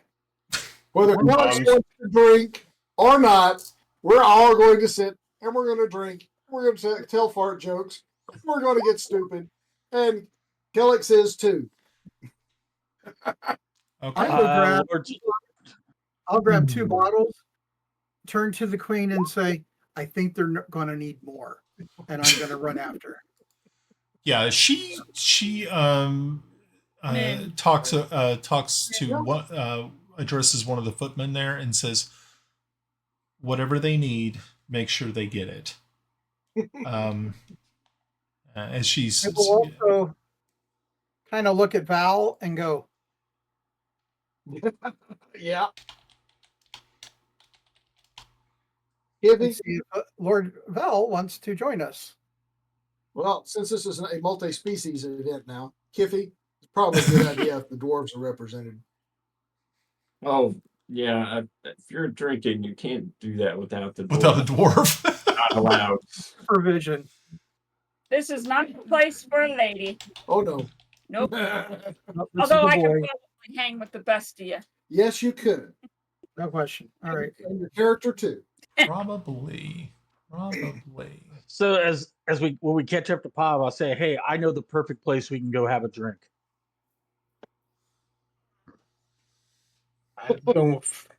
And Muka says, I don't feel like socializing right now. I appreciate what you're all trying to do for me, but trust me. No, I know the perfect place. I trust you. And this is Kelex. Okay. I know where he's buried. Brian, same spell, but this time they smell. Oh gosh. Let's go. Okay. Yeah. So if you thought it sounded bad in the room, this hallway and its acoustic signature that goes along with it, it just echoes, blah, blah, blah, blah, blah, blah, blah, blah, blah, blah, and it just doesn't seem to want to end. But the smell is what can only be described as ungodly. It's like somebody had taken burnt leathery bacon and crammed it inside of a roadkill skunk. Here, take a drink. It'll help. Yeah, it'll kill the senses, or at least dull it enough to not think that you're going to vomit at any moment. We get it. You're having a problem. Fine. I'll have a drink, but I don't feel like enjoying it. Your love. You don't understand. Come on. We know where you've been. We know what you're going through. This is the best way to deal with it for the short term. Do you really? I don't even know what I went through. I'm not even sure I can explain it. It's just the way it feels. So God, this Kelex guy, he's going to be such an emo. Feels. What would Heironious think I about? understand what you're all trying to do for me. So where did you all decide to go? Did you want to just... We're going the hallways. No. I'm taking him to the grave. Did Val come with us?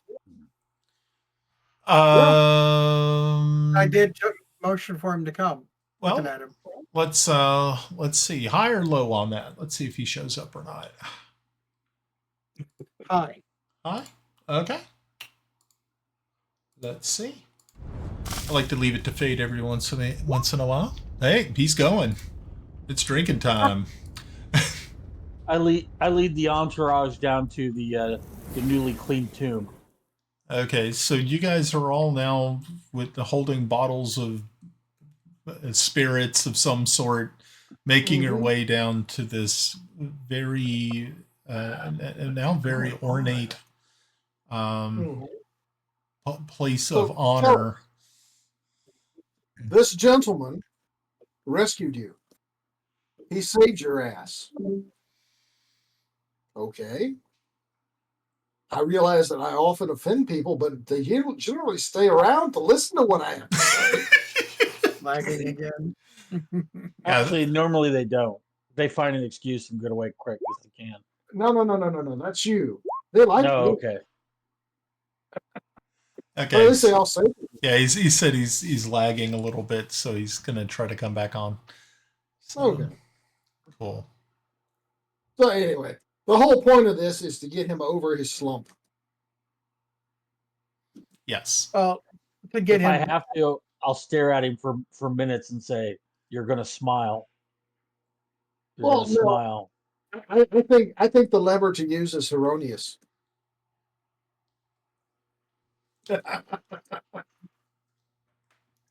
Hmm. Now, me personally, I don't know shit about Heironious, other than he is the god of whatever.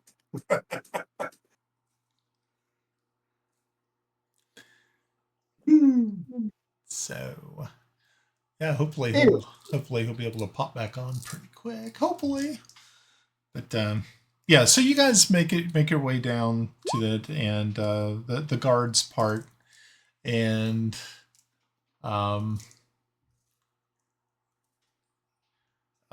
you all are now standing inside this very nicely lit, warm room. You can obviously see that someone has cast gentle repose upon Yusuf's body, and like I said, it's a beautiful space. It is definitely something that obviously friends had taken care to make it this way. So there's obviously a very deep connection between this man and Morzivy and Shara. Are there any runes or anything like that around the that now that the vines and things like that have moved away? Maybe like a deity or something along that lines. Because No. you read English. Because you read No, I have an ancient history and bardic lore kind of thing. I might recognize something.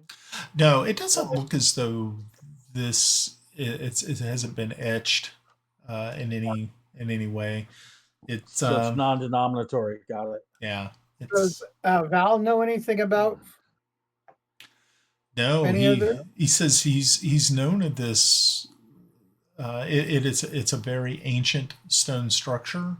It has been used in the past for those who had brave warriors that have fallen, or family, where the public could come and pay their respects. But it hasn't been used in probably since King Zelenen passed, which you're looking at like 70 some years ago, or yes, like it's been a long time. So that's why it was kind of overgrown. But as you saw, Tomas and Grenna saw how quickly it was between the arcane magics of Morzivy and the nature magics of Shira, how quickly this place was restored to its former glory. Mm-hmm. Okay. Well, it looks like we've lost Pav. Oh, that's a shame. There he is. Oh, is he back? He is arisen from where Puke again? Puke and rally. Puke and rally. Puke and rally. Oh boy. Oh, Yeah. Hopefully he'll be able to get on here in just a second, and we can continue with this situation. Grenna's gonna go talk to Melda. Okay. So yeah, we'll take care of that really quick. So yeah, you after dinner, Melda and you are talking. As a matter of fact, she decides to go for a walk in the garden and invites you to go with. The gardens here are very very beautiful. I can't hear anybody now. Oh no. Well, we can't have that. What? We can hear him, but he can't hear us. No. Missed something. That's okay. I'm used to it. Okay. So, so you're walking in the garden with Melda. Yep. Okay. I just tell her that Kelex is very far from being okay. He died. And this Yusuf? Yeah, What's Yusuf. his name? Yeah, Yusuf. Yusuf. Yeah. He didn't even know. Gave his life for him, and he's gonna have to deal with that. And there's a lot of guilt there. And based on what Yusuf told me, he was probably not in a very peaceful place and very far from what he would associate with his god. Lots of things not right there. I have a feeling they're gonna get drunk tonight. She says, I understand. I know humans can be how they cope with stress and bad situations. They usually turn to this types of libation. I would rather have sex, but each to his own. She chuckles. She said, "Yeah, unfortunately, I'm pretty sure right now he is in a place that he is fighting with a lot of internal thoughts, and hopefully not demons." Grenna looks at her and says she's +2 proficient with pillows.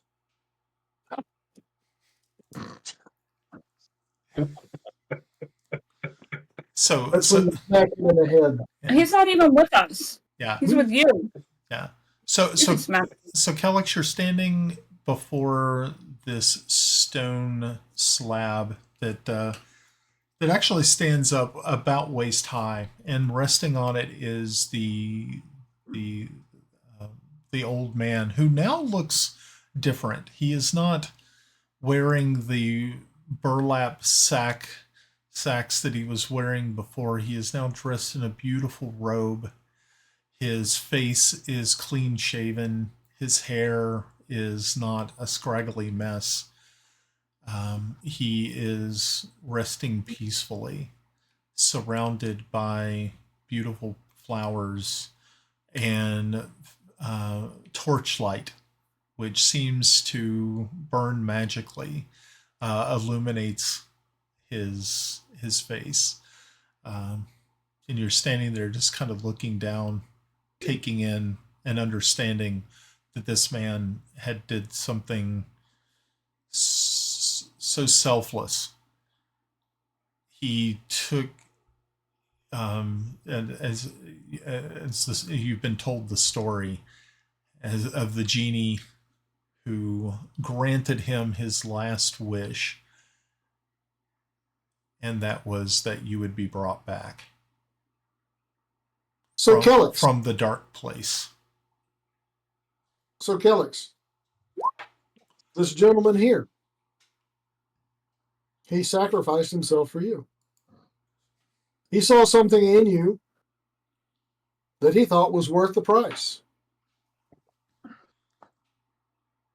And then because his name is Yusuf, I start singing "Wild World" by Cat Stevens, who goes by Yusuf, and I'm like, "Ooh, baby, baby, it's a wild world." You've been silenced. All you see is Tomas's mouth moving, but nothing's coming out. and that's a heavy burden. That's a heavy burden. But you know what? it's worth it. Because he had his life. He lived it. He spent it with Mos Eisley and Shira. And he thought that you deserved the same chance with Melda. Now, we have a dilemma here. A dilemma. You can sit and mope around all you want and piss off everybody, or you can have a drink.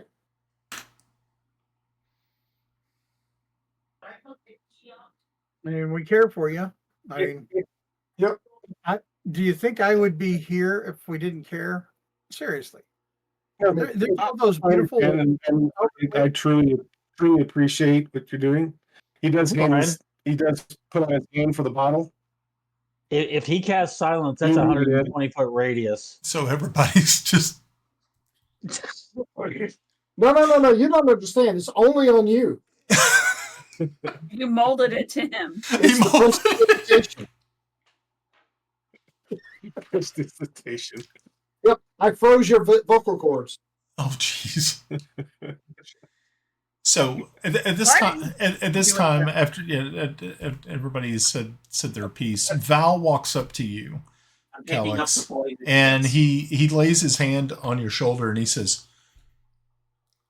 "If you had not come to get me, most likely I would have been in that dark place that you have been to. You saved me from that.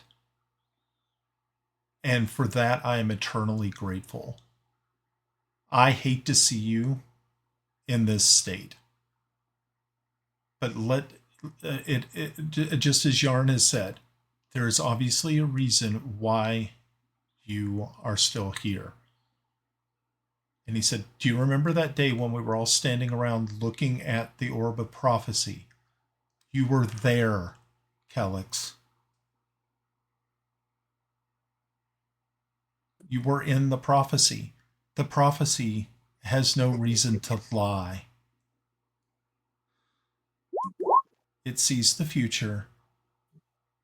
So you being here now, that right there tells me everything I need to know. Yeah, without the bravery, without your team, your men who absolutely would follow you into the grave itself, I would not be here right now. So for that, I owe you so much. And on top of that, I owe you a drink. So let's go get drunk." So yeah, Kelex will nod. He's looking. He's thinking after when people are talking to him. You can see it in his face. It might lift a little bit from what everybody said. He grabs the bottle. He lifts it up to the Husaf. Is it Husaf? Yeah, Yusuf. Yeah. Yusuf. I'm not sure this is not a prayer. This is just some words I just want to say, which can never fully capture the depth of my gratitude for your sacrifice you've made. The fact that you gave your life that I could live is beyond anything I can comprehend. You've shown an incredible act of courage and selfishness. I'm not sure how I can repay this. And then he takes a drink. Yeah. Good. And the rest of Val, follows it up and he claps you on the shoulder again. And he says, "We shall get through this together. This darkness that has cast its shadow upon you, we are here to help." Now, I have a handful of dice, and we're going to start playing a game called Up the River, Down the River. No, tell him to go fuck himself. Let's play spades or dominoes. Oh, remind me to tell you the story about Up the River and Down the River in Korea. Hey, Pop. I just sent you a gif of how I try to cheer you up. That's pornographic. I've sent worse. Pornographic. Okay. Yeah, you sent me a picture of your ass the other day. Okay. All right, so we wrap up. We cheer up Pav. He's not gonna be Kurt Cobain. No. God, man. I'm telling you, I didn't let him go to the grunge phase. I mean, shit, I couldn't handle if we rode in a wagon together and you kept yelling shotgun. Oh boy. Okay. So yeah. You dick! All right. So we're gonna jet ahead to the next day. Very good. The hangover is epic. Absolutely mind-splitting headaches. Kiffi, Cat my brother. Stevens. Except for Kiffi. Kiffi doesn't get headaches. He doesn't get hangovers. It's not a dwarf thing. No. Can you help a brother out? Oh. Yeah. First thing in the morning, I will go find Moss Ivy. Okay. So a lot of times you all can find Moore's Ivy and Shira having breakfast in the garden. There's like a nice little garden place. So you spy them sitting and eating and talking, and so you're going to approach. Sure. Okay, so they recognize you and said, "Oh yes, Master Timble, how can we?" Forgive me for interrupting. Would you like to sit? We can have food brought. I would be more than happy to sit with you. Wonderful. So there's a servant standing by, and they said, "Please make sure to get a plate for Master Timble. Just tell him what you want." And so you place your order. A pitcher of water. A pitcher of water. And Bloody Mary. Hair of the dog that bit you. Yeah. Indeed. So they're sitting there and said, "So, is there anything that we can do?" I would like to give both of you. I'm so sorry at the loss of your friend. We did not know him. We did not know who he was. But he did us a great thing, bringing Kelex back, and I appreciate that. But the world doesn't wait on us, so I immediately need to see where we're at, Master Ivy. How are we coming along with what I had asked you and talked to you about? When do you intend to go to the Crystal Citadel? I said, "Well, I've already went ahead and sent an apprentice to deliver the petition. I'm thinking probably within the next 3 days. I know Yarn. I told them that they could send his invitation here to the council. Okay. So probably within 3 days, we're going to have to start making our way to Greyhawk. That would probably be the best." Is there any way to test all of us, to check on all of us, completely cut us off of everything, so that we might know some difference? I just fear for everyone, and I want to make sure that we're clean. And I mean it in every way. I fear for my friends. Says, "No, I can understand that brush with darkness that you had was probably quite terrifying." Val is part of that. Yes. Yeah. This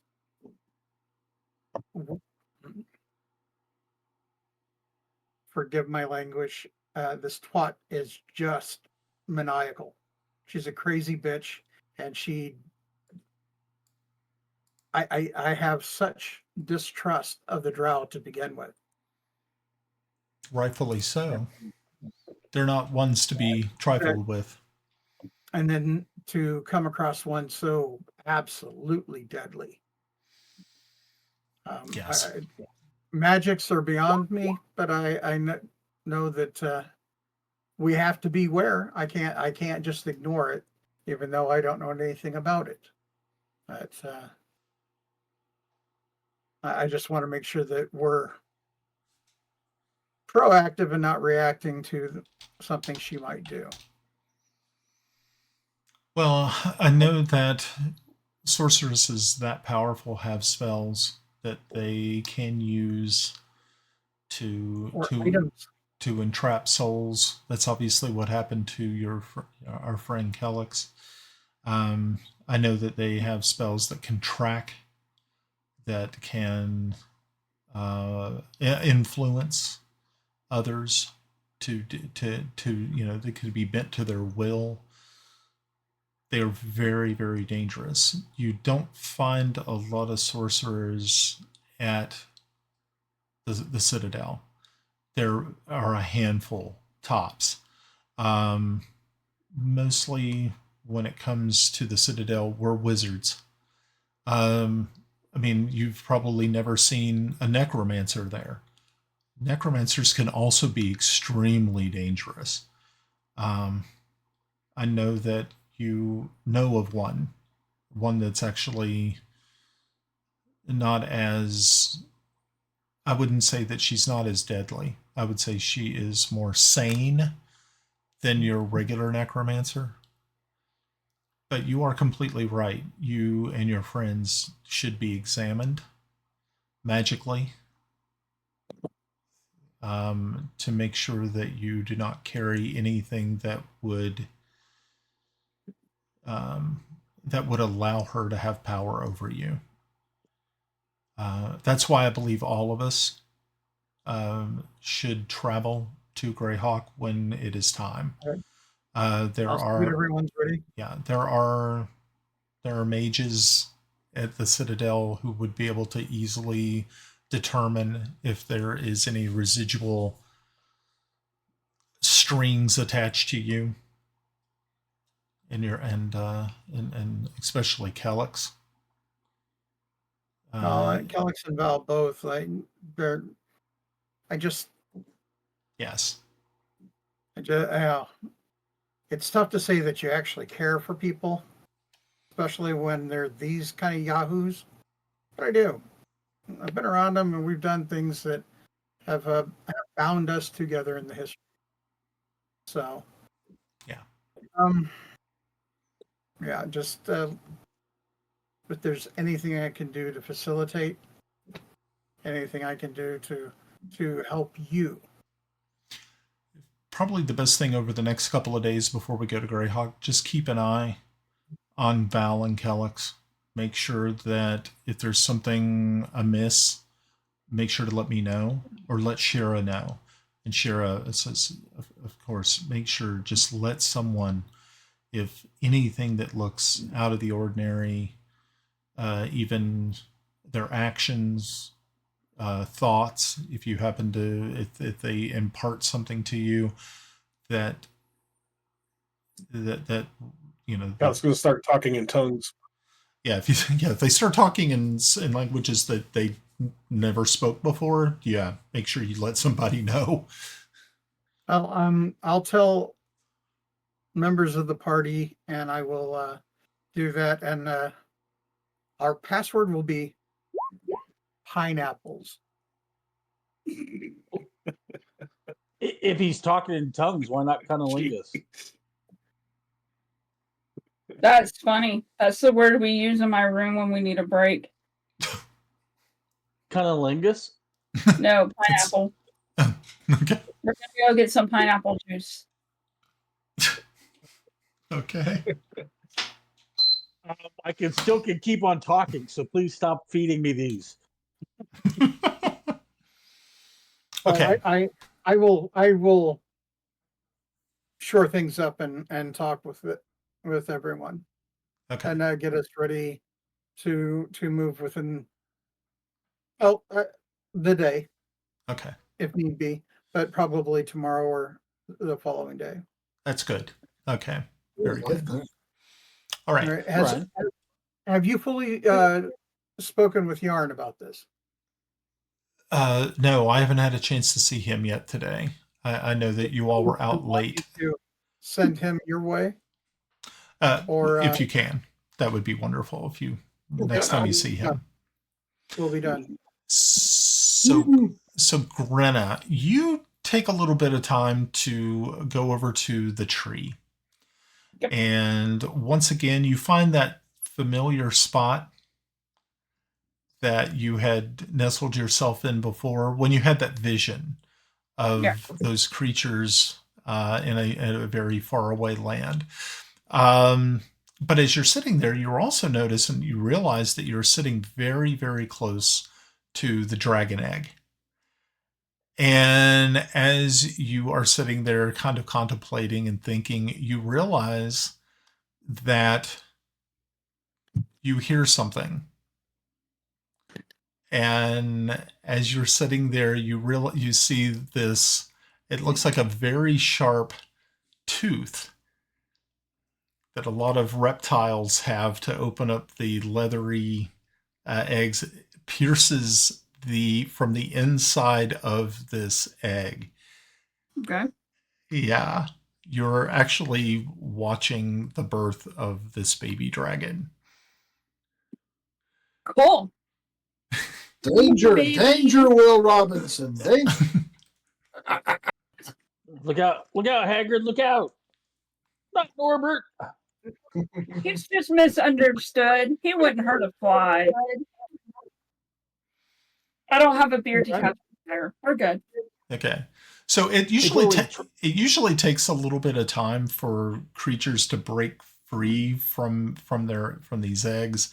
So you're just sitting there completely enthralled by what you are actually seeing. Being that a lot of people have never seen a dragon hatching, you're kind of thinking to yourself, this is a monumental. So, but you do realize that there are druids that are walking around like working on the tree, but they have not seen what you're seeing yet. I mean, okay, are you going to? Okay, so you motion a couple of druids over, and they're now there's like 3 or 4 druids all standing around with you, like watching, like super excited. They start expanding like they're multiplying like bacteria. Is the dragon still in? No, she's in Bissell. Yeah, she's in Bissell. So yeah. Right now, Shira is, from what you gather, you're not sure where Shira is at. She's not there. Actually, she's talking with Timble and Mars Ivy, so that's a different situation. But yeah, so really right now, you sitting there thinking about where your origins has just been kind of hijacked by this wondrous thing that is occurring in front of you. So, all right.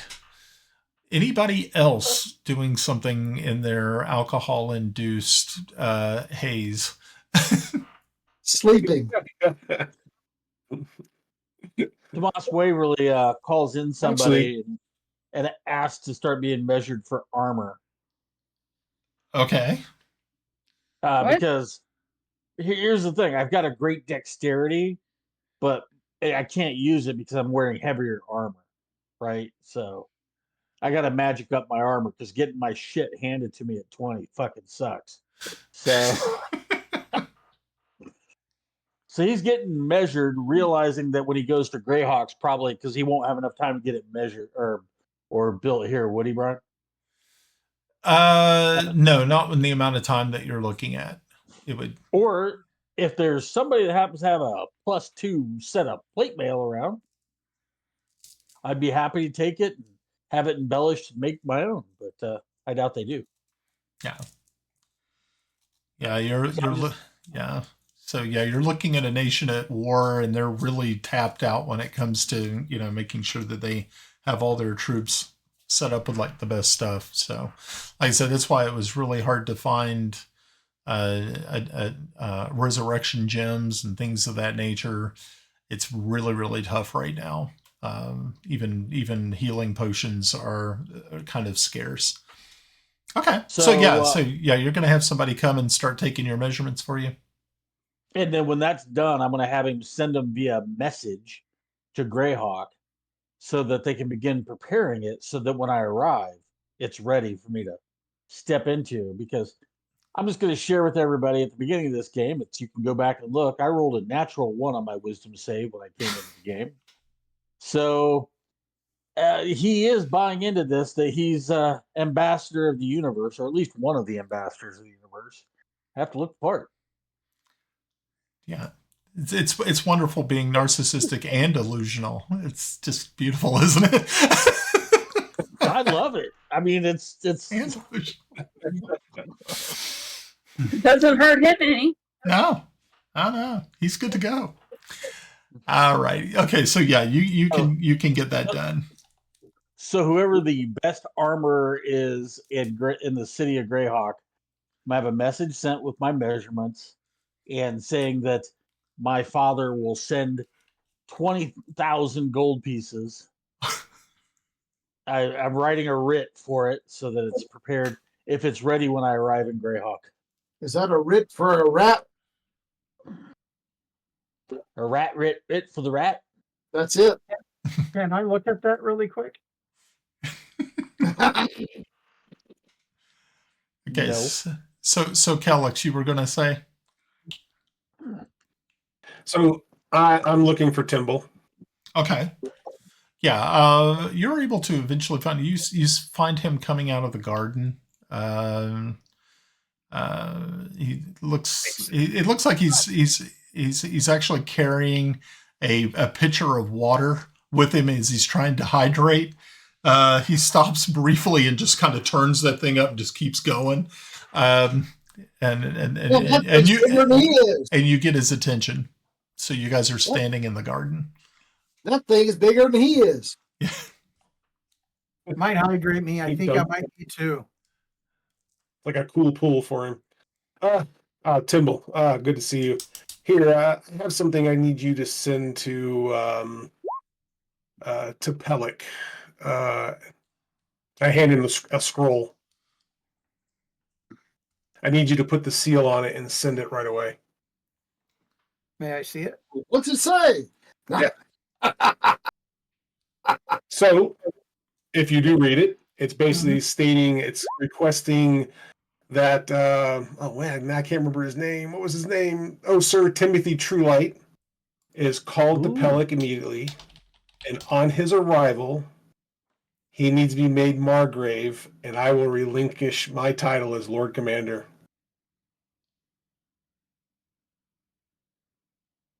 Wow.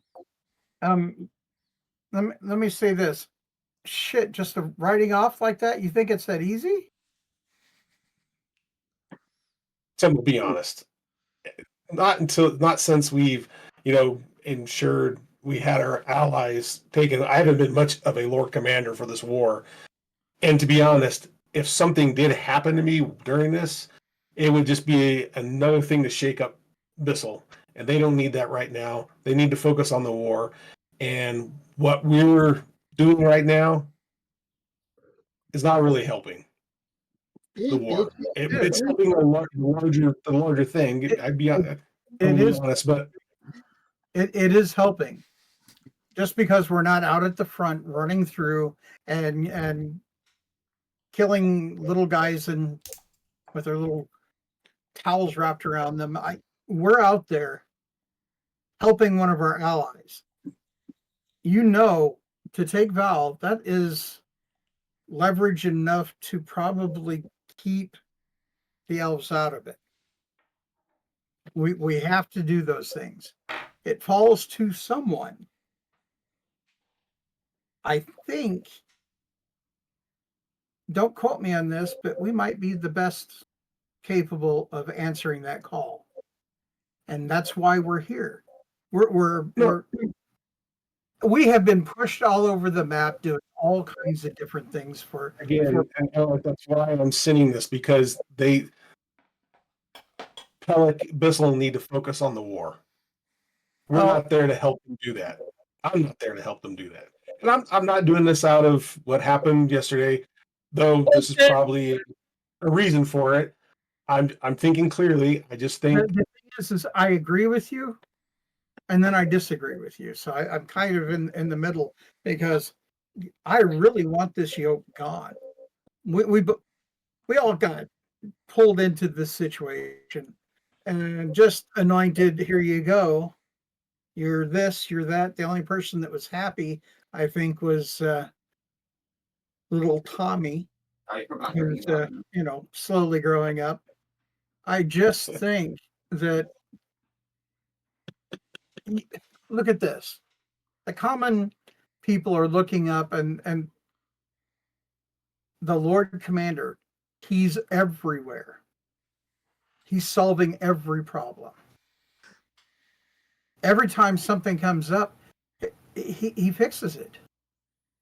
Now, is he actively out there on the march in command doing that? No, because lesser men can do it. It's a call for a greater person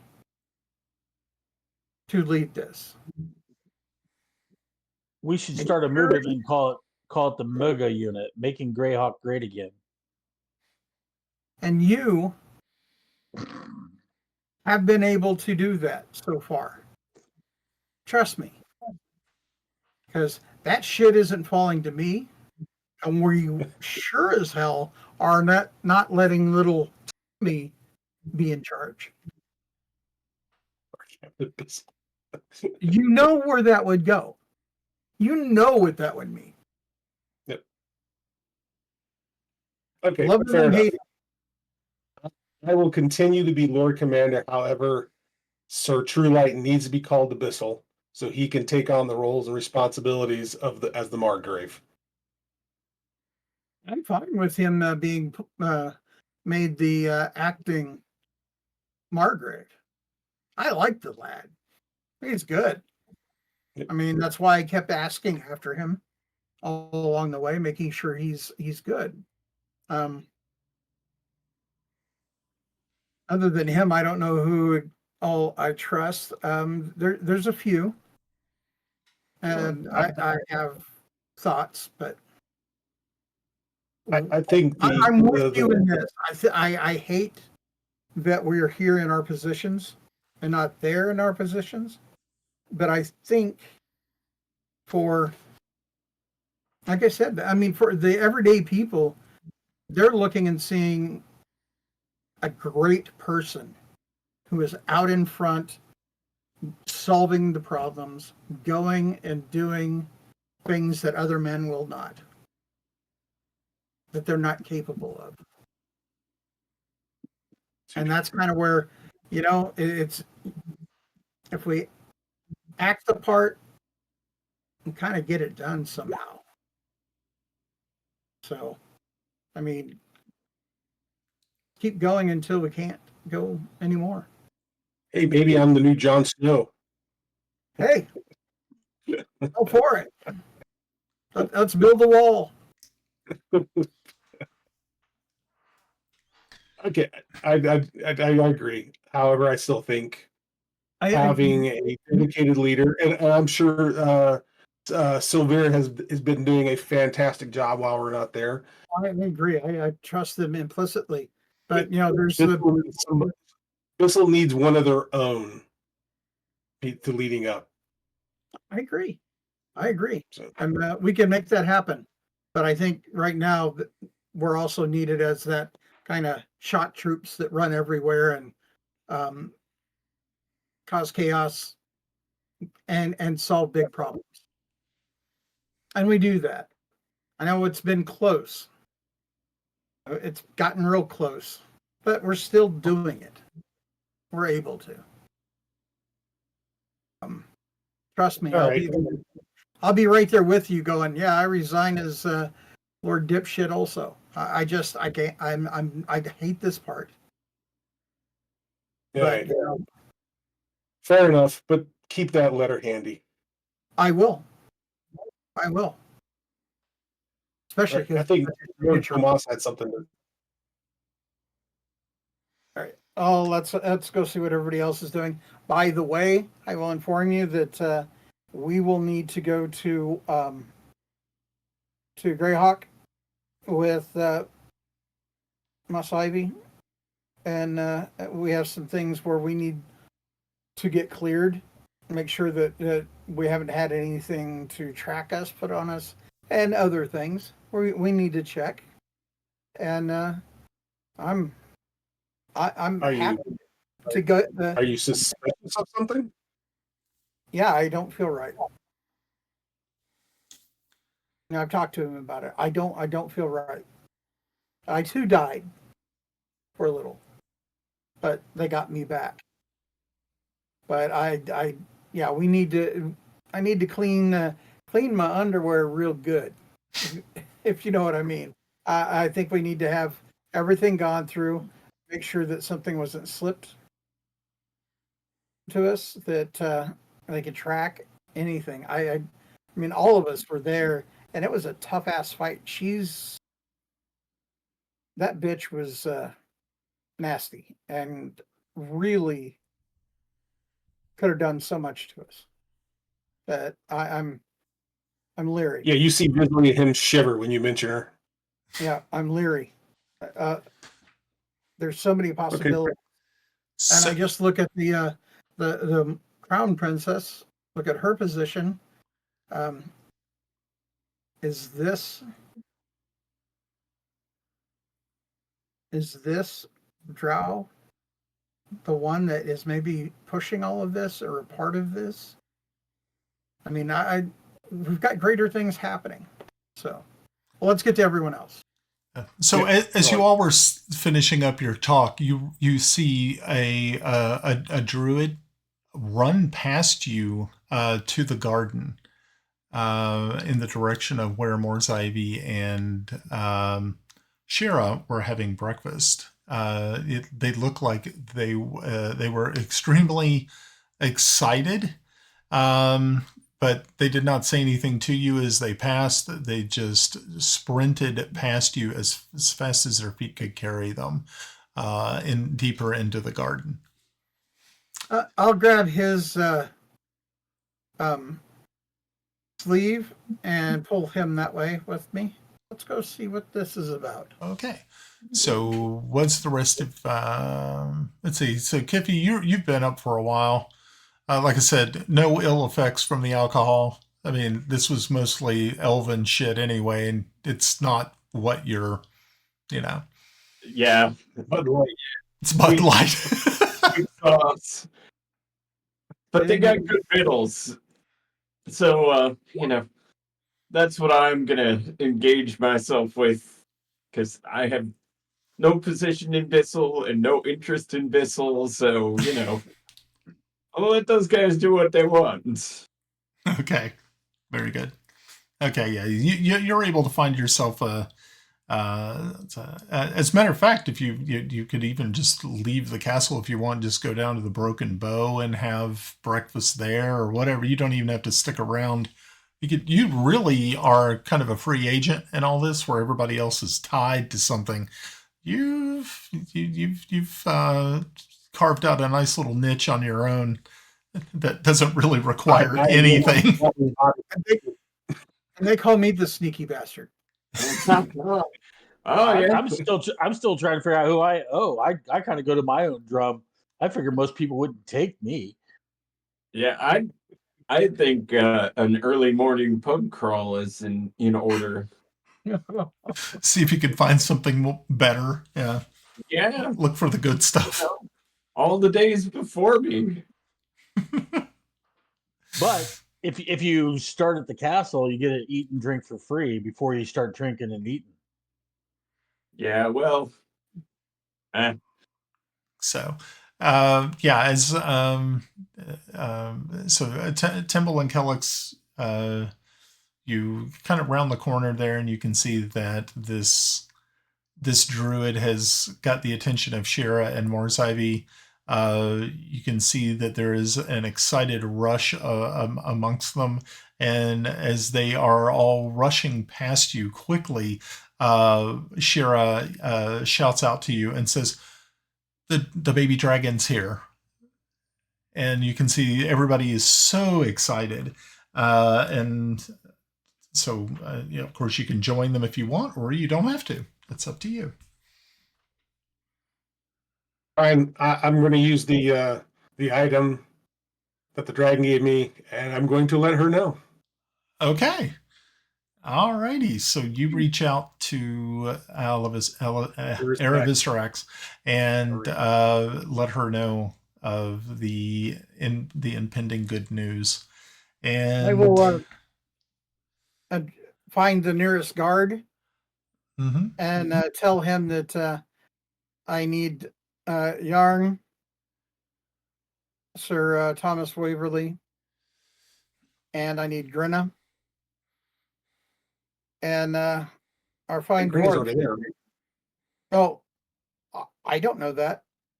Oh. So to find them and bring them immediately to the tree.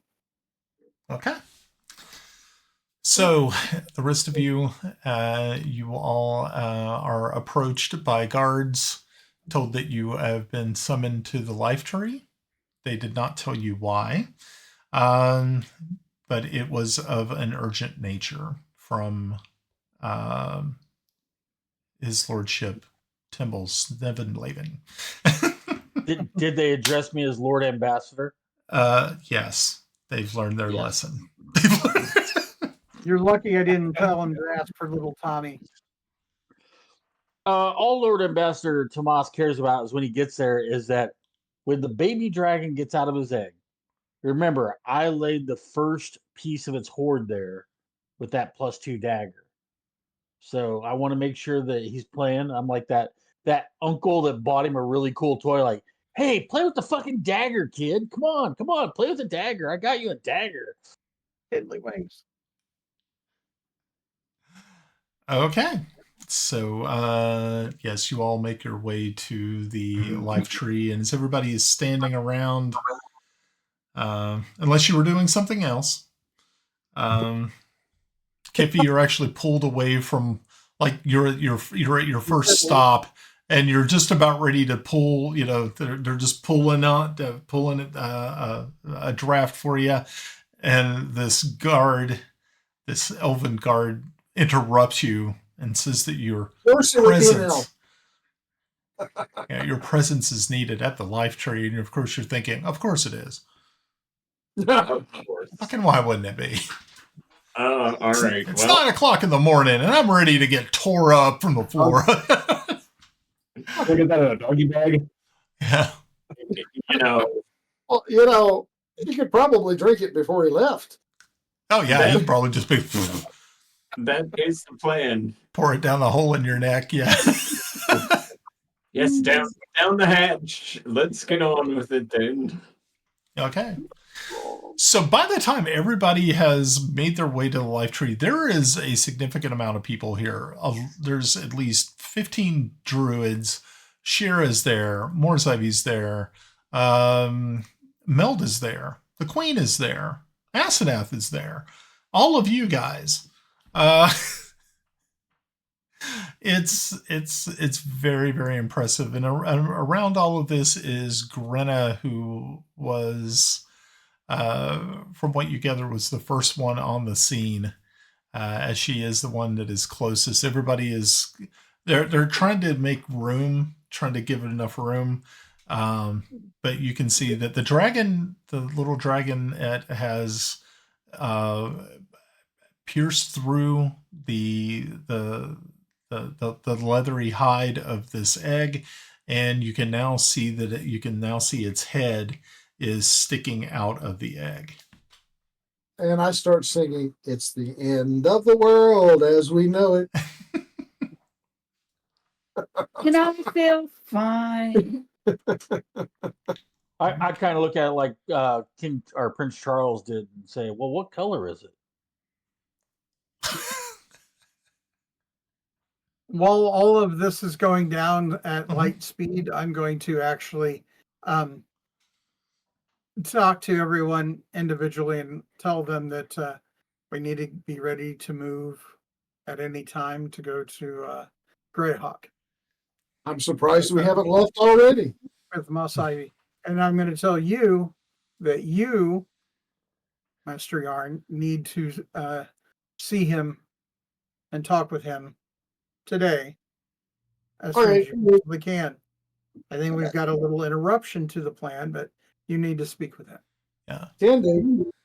So, Kelex, as you're standing there, Melda comes up beside you, grabs your hand, and is holding on to it. And she looks up and says, "Are you feeling any better?"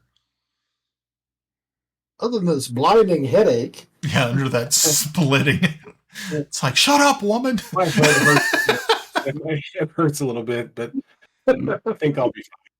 She said, Squeeze your hand back. Yeah, she smiles and says, "I'm glad to hear that." Well, this is interesting, isn't it? How often do you get to see a baby dragon being born? I mean, I don't think anybody here has ever seen that. And she just kind of looks over at her grandmother and says, "Hey, have you ever seen this before?" And she's like, "No, this is all new to me too." So, yeah. Hey, Mama. Actually, Lord Ambassador Waverly looks at everybody and says, "Of course you've never seen it because this is the last baby brass dragon." True. So, Can I get a good vantage point to see this happen? Oh, yeah. Yeah, you can squeeze through. You're actually standing over there near Grenna as you all are kind of taking all of this in.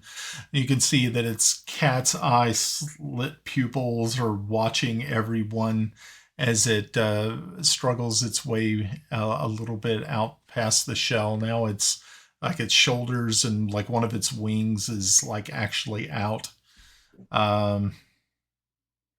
You see Shira casts a spell very, very quickly, and a small a lamb is summoned, and she places it in front of the down by there, and then she said, "Everybody step back. I don't know what it's going to do." And so everybody just kind of like this. The lamb has no idea and does not react fast enough before the jaws of this thing are on it. And everybody's going, oh. I'm sketching ew. sketching because You're etching all of this like, hey, need some of that blood. All natural. Yeah. the shell. So, yeah. So this goes on for a couple of minutes, and everybody is kind of like, okay, well, that was interesting. And the dragon is finally freed from the egg, probably about another 10 minutes. And it just sort of curls up under the life tree. But it does not fall asleep. It seems to be very watchful. It does not know the situation that it's in. And it just keeps a very, very close eye on everything and everyone that's around it. It does realize that if it was going to be harmed, it does. You kind of feel that it's comfortable, but it's very alert.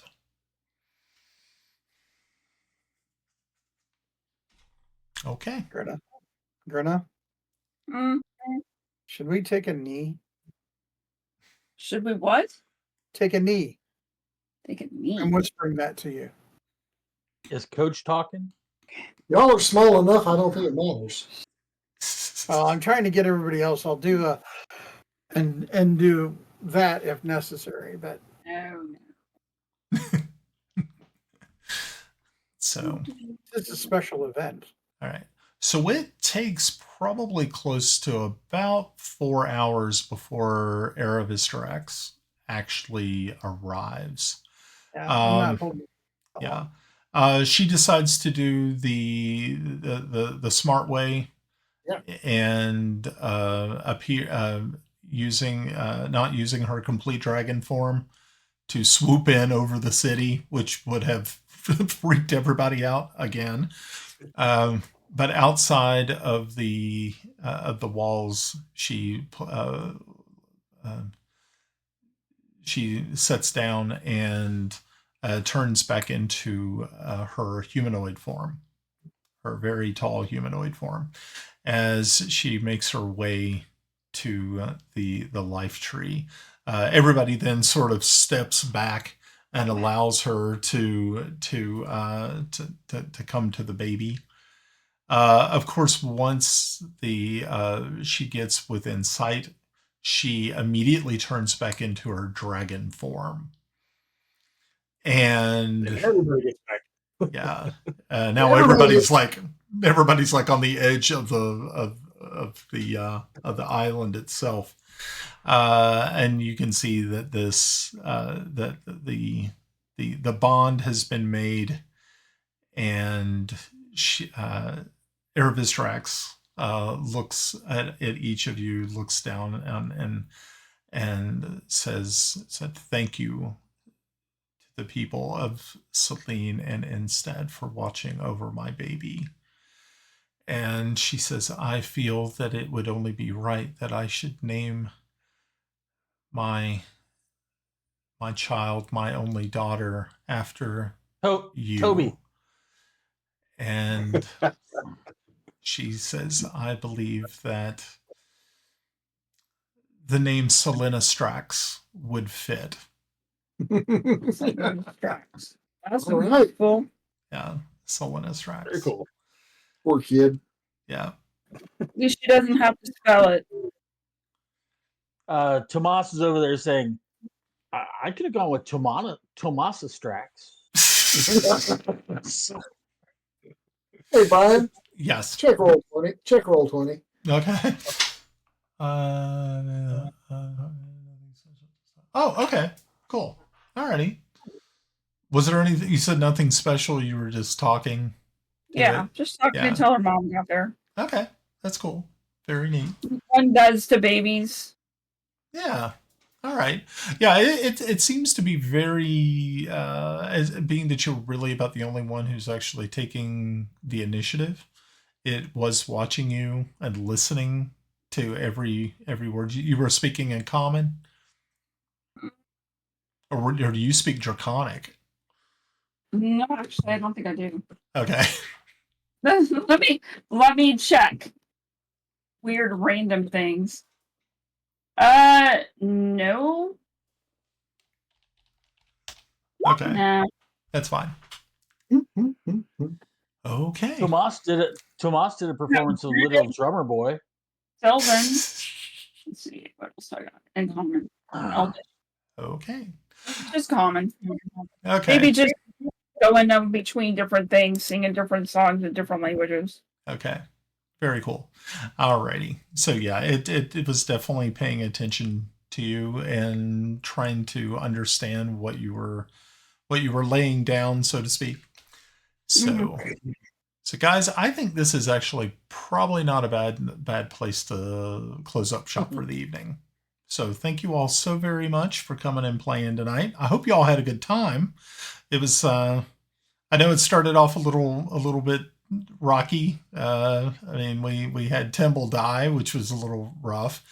There was a lot more role playing this time than the last couple of times when you guys were getting your bottoms handed to you in Xive. But in my defense, you guys have said in the past, like, so, oh man, let's go fight something, and you ask and ye shall receive. But also remember, like, be careful what you wish for. So make sure you level your characters for next time. We are going to be on episode 50 next time, so that's a biggie. Because I think we've been doing this over a year now. Maybe almost 2. Yeah. Almost. Is it almost 2? No. Yeah, March it'll be 2. Yeah. In really? March it'll Wow. be 2? Wow, really? Pretty sure. Wow. Okay. Well, okay. Hey, that's great. I'm super excited. Do we get a bonus level? Bonus level for 50? No. No. No. I mean, come on. I mean, here we are. Thank goodness Yarn almost single-handedly took out a beholder, which was pretty hardcore.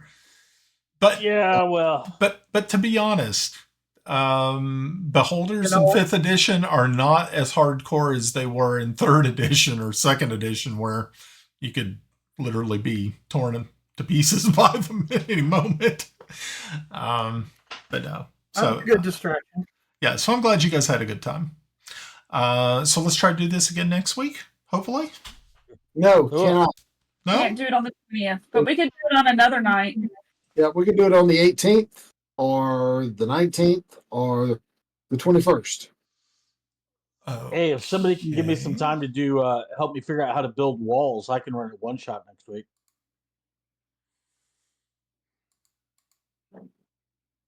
Yeah, I'm waiting for the punchline. No, in Foundry, I just can't.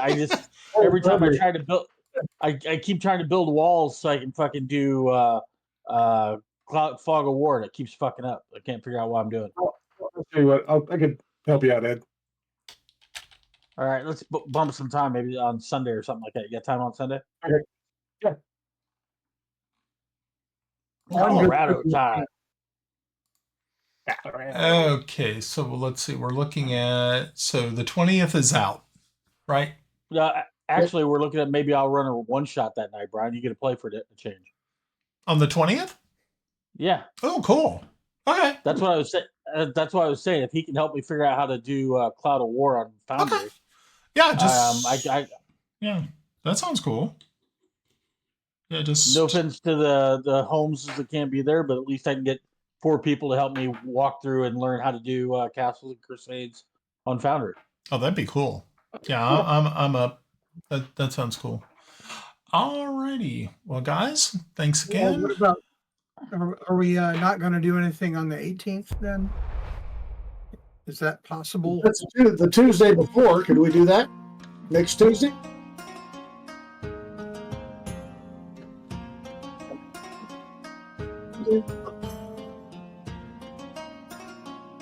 Okay. Alrighty.